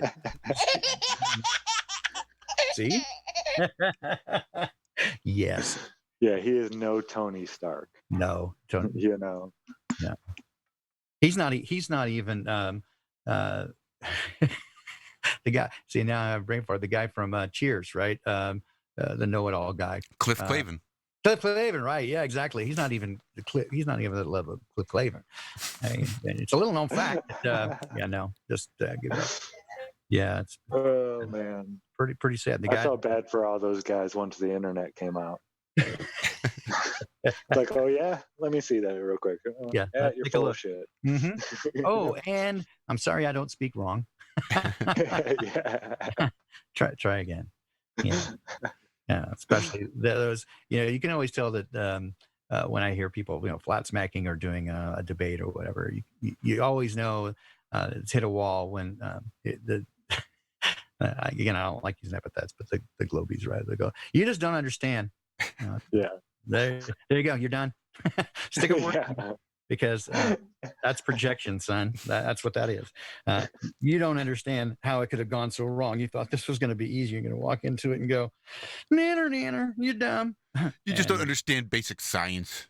Yeah, you don't understand science. Because I'm sciencey. I'm super science. And here's the other one that they do is they'll throw in, they begin invoking, first person collective pronoun.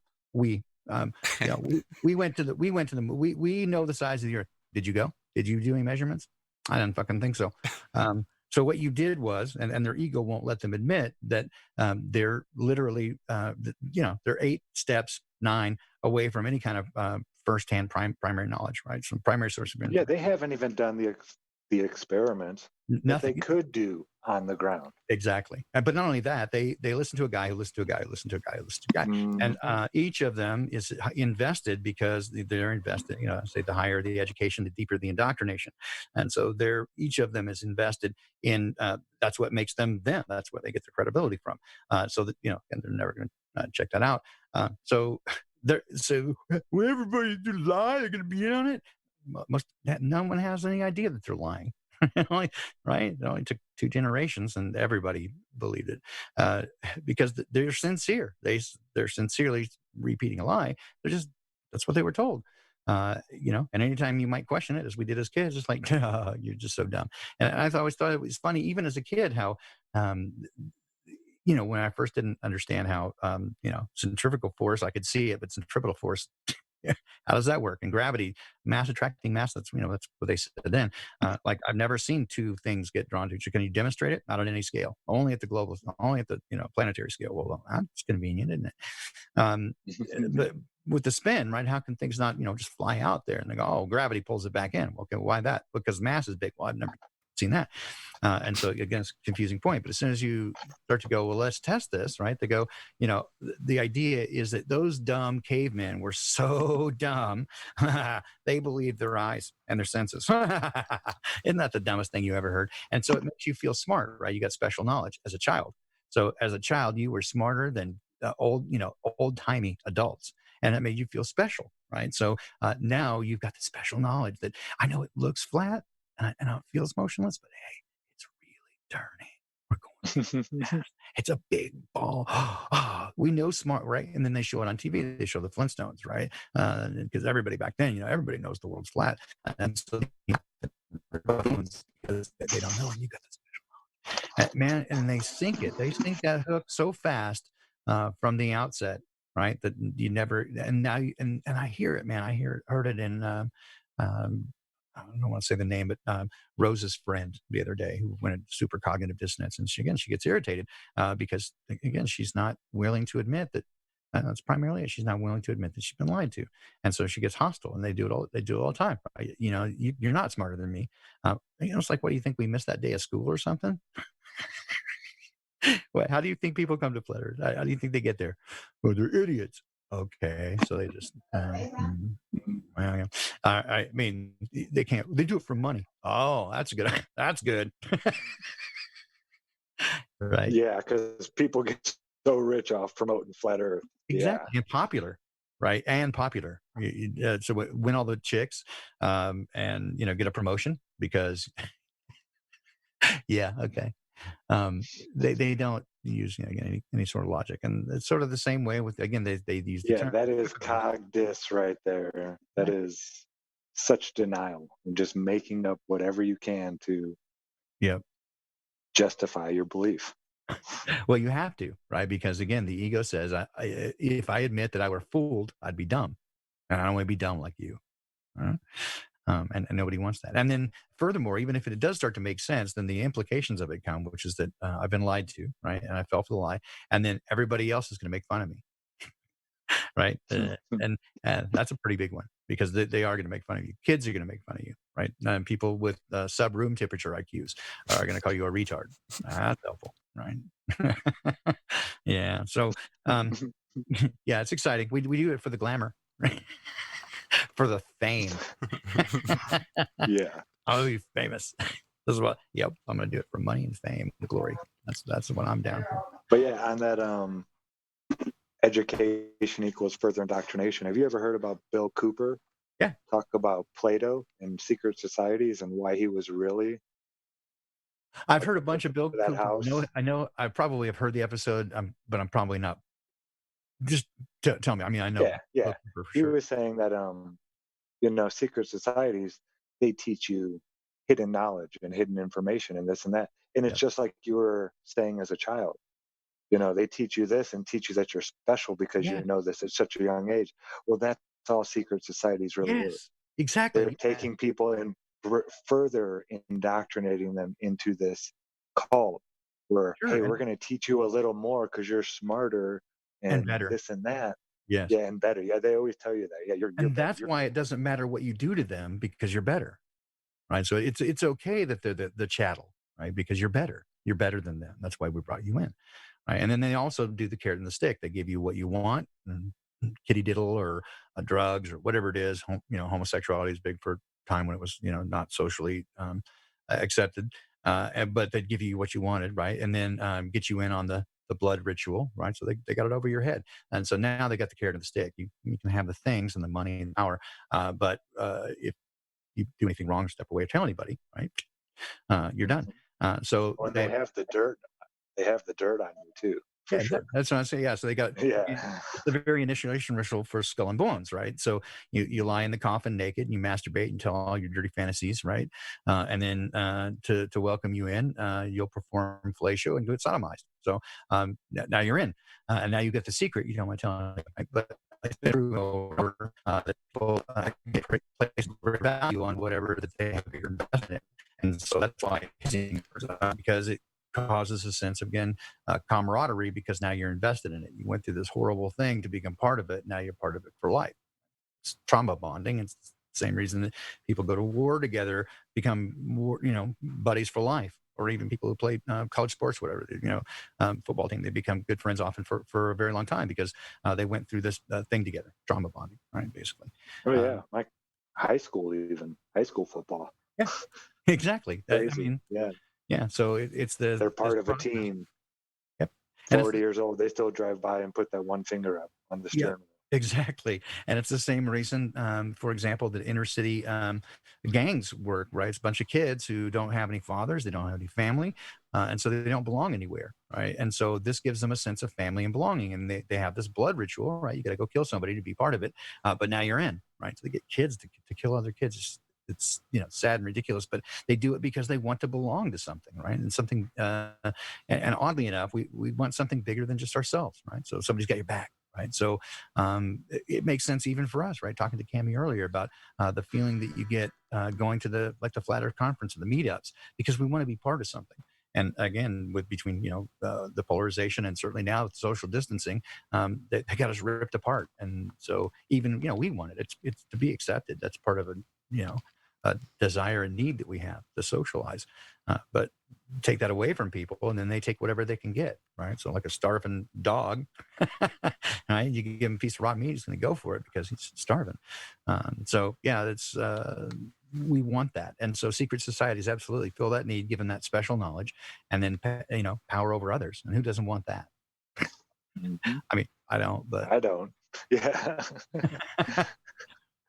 But many do, and I think that's where we come back to the idea of, that the opposite of love is fear, right? They want that power because they need control because they're afraid, and many people are. And I think it's the best weapon against them too. Yeah, well, they're certainly afraid to die because I think they know what's coming after. They try to live as long as they can, and that's, you get the old stories of the magicians that way too, right? They sell their soul, and then they do everything they can not to die because it comes time to pay, right? You get in bed with the devil, sooner or later you're going to have to fuck. Mm-hmm. Yeah. So on that note, So yeah. So I guess on that note, I have been here 3 hours, and you've been awesome, man. Thank you. Absolutely. I'd love to come back. I'll try not to talk everybody to death next time. But you did say you wanted to get to know me, and that's me. I love it. I'm so glad you came on. I'm so glad we did this. I'm thrilled, man. And thanks so much for inviting me. I was delighted to get Zach's email, and couldn't be happier. You guys are awesome. I really enjoyed talking to everybody, and I got to say Cammie especially. She's a gal. I know she's taking and all that, but I love her take on things. Women are that they do have that beauty of just compassion. How much he loves you right now. Nurturing. It's freaking awesome. Cammie just said, "Hold on 1 second if you can. Just one second. She'll be right back." She had someone come stop by too. She's running to the headphones. She's running in there right now. Give her 1 minute. No worries. And Josh, again, such a pleasure, man. I know, again, you didn't get a chance to talk, and I apologize for that. Don't take it personal. That's not you. It's totally me. It's a genetic thing, I think. Because I'm naked, huh? That made you uncomfortable. I mentioned before, I'm sitting in my new buckskin moccasins that I recently got. My dad, but when he was my age, even a little bit younger, was into like the whole rendezvous, dress up, doing the type of thing. So he and his 15 guys would get a big long canoe and float down the Mississippi, stopping along the way at all these little old Main Street towns that sit along the Mississippi. This was, back in the late 70s, early 80s. So it's always been sort of in my blood to wear the buckskins. But even back then, his name, because, they'd all get drunk in the teepees, and it was, quite the thing for them to get together and go. So they'd give themselves like Native American names, Indian names. And my dad's Indian name was Tommy No Talk, because he just sat back and listened I like it. And the few times that, he did speak, everybody would shut the fuck up and listen because it was liable to be profound. So I'm nowhere near that. So I tend to just shut the fuck up, full stop, and let everybody else talk. But yeah, this was perfect with just me and Josh because we both like to listen. Okay. Well, I do too, as you can tell. I mean, I'll ask questions though, right?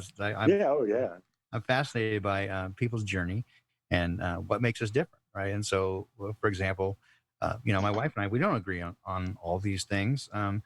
Some things we're very far apart on, right? But it doesn't mean that we dislike each other for it or that we think the other person is dumb for it, right? I realize, we both give each other space to go, I realize you have your reason for thinking that. It's just, I have a different view on it. So I love understanding better why other people think certain things, especially if they're different, right? Especially if they're wildly apart, because I want to know how they got there. I don't always. Yeah, that's how you grow. Yeah, I don't always agree with them, right? But at least I better understand them.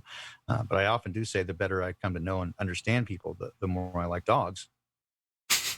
Amen. Yeah, I'm a big dog person myself. But hey, actually, Cammie just has we have like Grand Central Station going on here all of a sudden. But yeah, another visitor. So she says she sends lots of love and can't wait to have you back on. Back to her as well, and she can tell Bob and Jaron I said hi as well. So again, thanks so much for having me. Again, couldn't be more pleased, and I'm sorry I wore you guys out. No, really, anytime. And again, awesome. If ever you're up early on a Tuesday or a Friday morning, we would love to have you on. Do you have a link or something you want me to? Do you have Skype? We just do it over Skype through TFR. Yeah. So yeah. I'll send me email. You got my email. I'll get you. I just hold on. Look at me. Look at me sounding professional. Let me check my notes. Let me check my notes. No, I was going to say earlier, Unintended Consequences 3 at gmail.com.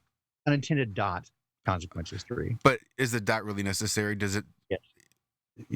I think it may bounce if you don't put it in there. So it's unintended consequences 3 at gmail.com. Well, I'm just curious because I'm actually one of mine is fountainofuselessinfo.jc at gmail.com. Okay. And a lot of times I just don't put that dot in there because I don't think that as an email address, it recognizes that dot like that. Josh, you know what? I've never even tried it. So I could be just talking straight out of my mouth.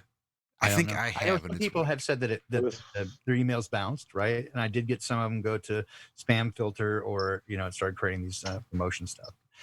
But do email me, give me a Skype handle and I'll wave at you. And then sure, if I'm feeling frisky, I do get up again, wicked early in the morning and get my coffee. And sometimes I'm, tied up and sometimes not, but happy to do it. And I was going to say earlier, since we're on the Zoom thing and, how I'm currently attired, I was going to say, you know what? It's not gay if you don't make eye contact. So we're good. Oh, look. I mean, I can stories I could tell. Hug. Look, you're not making me blush. Okay, there's no shame in my game, brother. All right. I was going to say, I can give you a virtual hug right now and totally naked. And I'm fine with it. Heart to heart. Me too. I dig it. That's I'm all about it. I feel the love right now. I do. Zach is uncomfortable, I can tell. But, so it's all right, Zach. There's always one awkward guy in the corner. It's all right. All right. So Devante says you definitely need the dot. So get straight to the point there. And but I will throw it in the chat here. Also, if you want to be part of the Awakening Project you heard me mention before, I'll still take your submissions. I'll type it in here. Hope I don't misspell it. So unintended consequences 3 at. Okay. But yeah, if you want to take part of the Awakening Project, here's the items I'm looking for: is your name, your birth date, and location. And again, if you worry about it's a Gmail account, if you worry about people snooping, look, you're hardware compromised from the very beginning. There ain't nothing that you're doing that they don't know everything you've already done. So you might keep Bobby down the street from breaking into your porn stash, but other than that, you're right. Anyway, so name, date of birth, and location, so I can take care of the astrological stuff. A Myers-Briggs personality summary, which is MBTI. I use this one, 16 personalities, and that's free. It doesn't require any registration or whatever, but you just need like 30 questions or more. They're all a little bit different. You can take a couple of them. You don't have to spend the $50 for the big one at Myers-Briggs, 100 plus questions, but I'm sure it's good. I'm just saying for my purposes, you don't need to.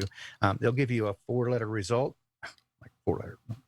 No, on 4 letters. And if they give percentages, include that as well, because we're all kind of a continuum there.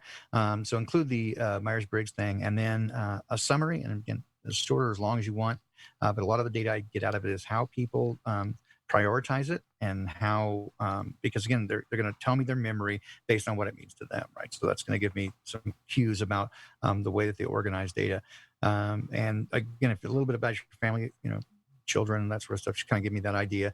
When I get to phase 2, I'll have specific questions about these, but I am looking for a bit of your history. What was your first rabbit hole you went down?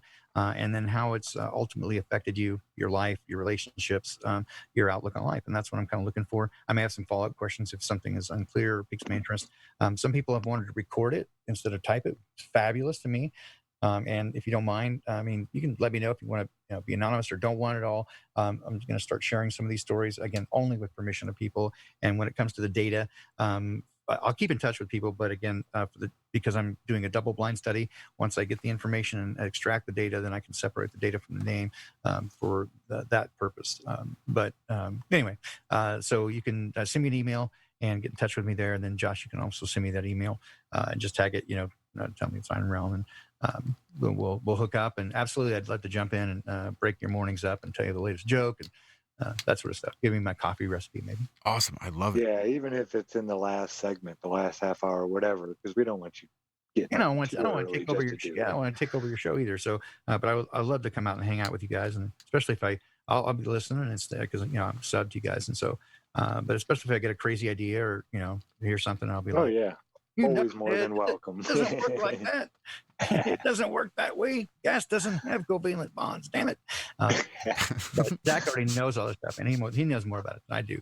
I'm a pretender. I'm like a autodidactic polymath, right? So I know a little bit about a lot of different things, enough to be dangerous, right? I blow myself up pretty easy. Yeah, don't give me too much credit. I get a lot of help from my friends, for sure. Well, as do we all, right? Yeah.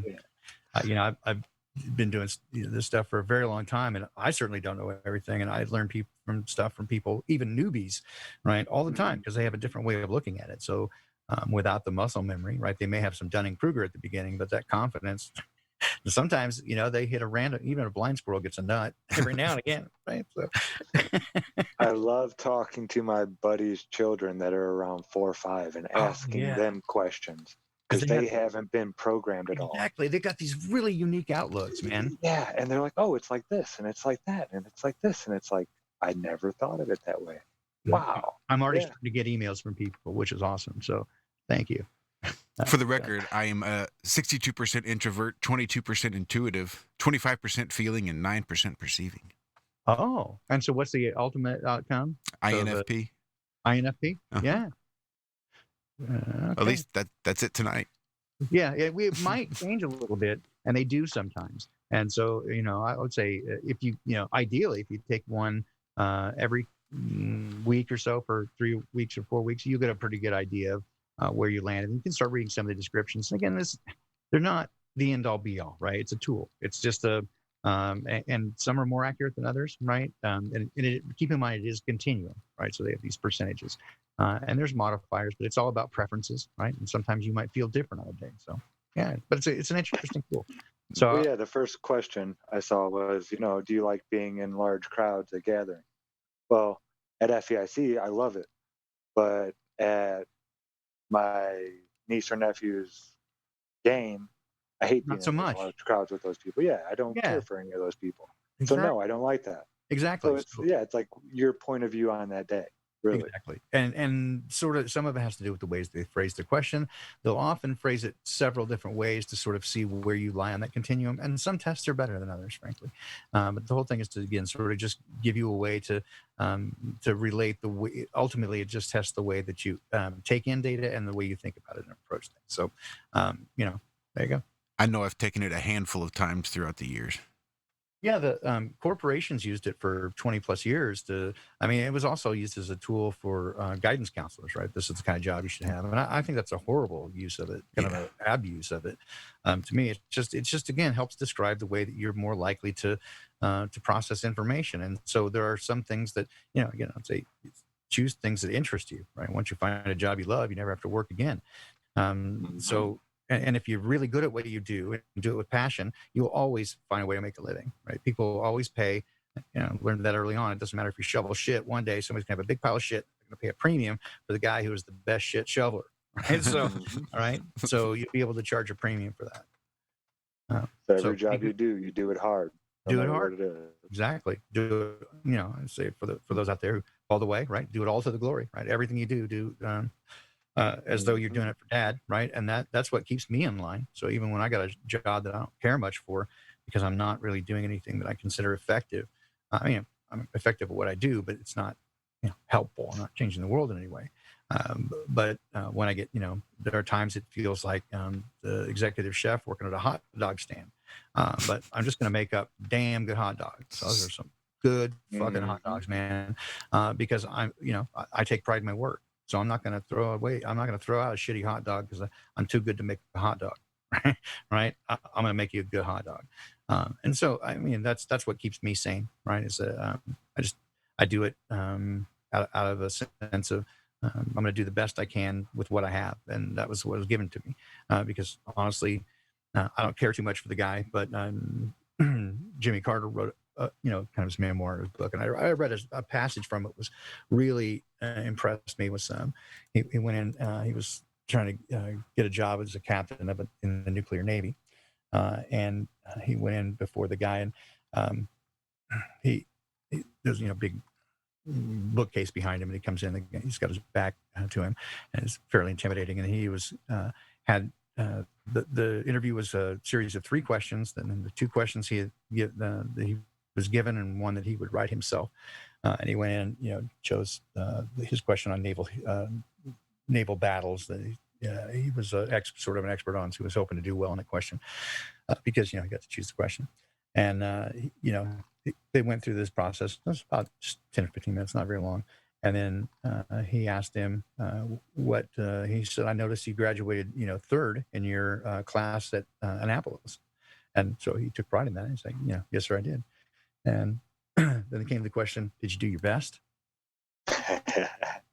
And man, that hit me like a ton of bricks, right in my stomach, right? Because it was like, I know. And so in his telling, he paused for a moment and he sort of looked down, and he was on, the interview's over, right? Because he knew, right? And there's no coming back from that trip. And then I just felt that in my gut, man. It's like, when I stand before my creator, did you do your best? Not always. I certainly early on I did not. Yeah. But now if I can answer that question in the positive, that's what I want, right? And I don't always get there, but at the end of every day, if I could say I did something today, right, to be better, and I did the best I could, and if I didn't answer those questions honestly and go, how could I do better? That makes it a successful day, right? Yeah, so, it's never striving to be perfect. It's just trying to be better. That sucks, man. That's an exercise in futility, right? It'll drive you mad. But I had to learn that's a hard lesson. And so you're younger than me, so you're definitely, you're a wise person because you get there early. Yeah, I had some good teachers, I got to say. I've been pretty blessed. Yeah, I think gratitude for it. I did too, right? So I feel gratitude, and I think that's one of the an attitude of gratitude really helps. You got to be thankful for the things you have, otherwise you'll be miserable, right? No matter what you have to do. Yeah, you won't appreciate them. Yeah. But guys, thank you so much. This has been just an enormous pleasure for me, and it's again also kind of cathartic. I don't often get to talk to people and just randomly shoot from the hip, and you let me go, which again you'll regret, and you'll stop me next time. I appreciate that because it's not get stopped here. It's not all about me, I just but it is exciting and fun to share with people. So again, thanks so much for having me, and I really look forward to the next time. I'll try to sneak in on an early morning, probably a Friday morning, and ruin the day for you. Well, it was our pleasure having you on, and we look forward to the next time you can make it, hopefully soon. Thanks, John. Yeah, you're now part of the family. FEMILY. All right. Thanks, guys. So do I just drop out here, or okay? At your leisure, sir. But you have a great weekend. You as well. Give your wife a big hug from us too. Hey, I will. Or, she sounds amazing. Thereabouts. She is unbelievable. I like her. Blessed. To the extent that she'll let you. Give her a hug from us. Yep. Take care. Thanks. Bye-bye. Maybe you could have her come on and chat with you. Ooh, that's a big ask.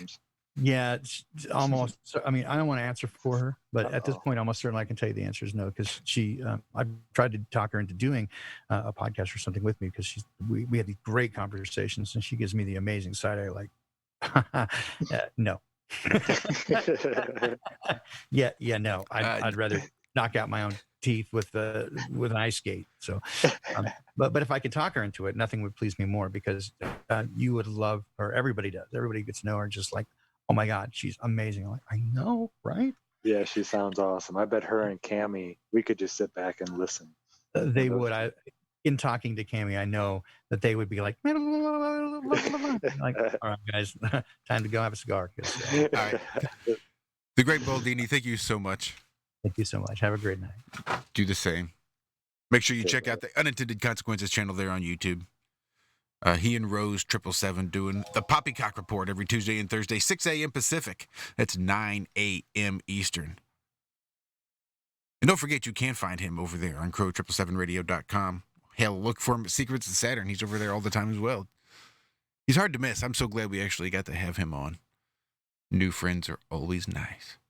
I want to thank everybody in chat for hanging out with us tonight, too. It's always great to see you guys in there. And I'll just say it again.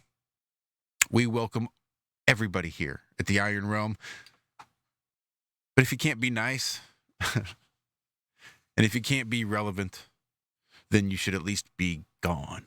Be on your own channel, making your own damn content. Get the fuck out of our chat, because we don't need that kind of negativity bullshit here, where everybody's allowed to believe whatever the fuck they want, as long as they don't feel a need to force it on others or constantly want to argue with others about it, because that is just too damn repetitive. If you want to get repetitive, at least make it relevant to the conversation we're having. That way the chat's moving along with the conversation in the show. Anyway, that little rant's over. Well said. Love the rest of you guys. And we will see you right back here next week. Yeah, I don't know. If you want to find out what we might be doing, you can tune into the Ironworks over there on Truth Frequency Radio, TFRlive.com. We are liable to talk about it either Tuesday or Friday morning, if we have any idea, even on a Friday morning, what the hell we're going to be doing on a Friday night. Because sometimes that's just the way it is. Yeah, we shoot from the hip. That's right. Zach, we love y'all. And I love you. Walt, I love you. Cammie, I love you. Adam, I love you. John Savage, I love you. Rob, it was so awesome to see you in chat. Wish I could have gotten you on here. I just really didn't want to interrupt Baldini. So if by chance you are ever free again, just shoot me a message. That was my one get out of jail free card. Next time you're coming on, regardless of who the guest is. So let that be known. Yeah, let it be known. I know you're listening, or not right now, probably tomorrow or the next day. He might be. I know you're listening. They were actually on Twitter sending messages back and forth not too terribly long ago. And it's, relatively early Saturday morning there. Getting on later into the day at this point, really. Yeah, that'd be awesome. Sweet. Well, then I guess it's time for us to get the fuck out of here. James, this one's for you. If you remember this one, I don't even know if you still listen to this. I see you on occasion on Twitter. But Jesus, we might as well recall everybody back from the old Iron Realm days. Ben, we love you. Have no sphere. Talk about it or be about it, bitch. Anyway, we'll see you all right back here next week. Be good. Be well. Bye-bye.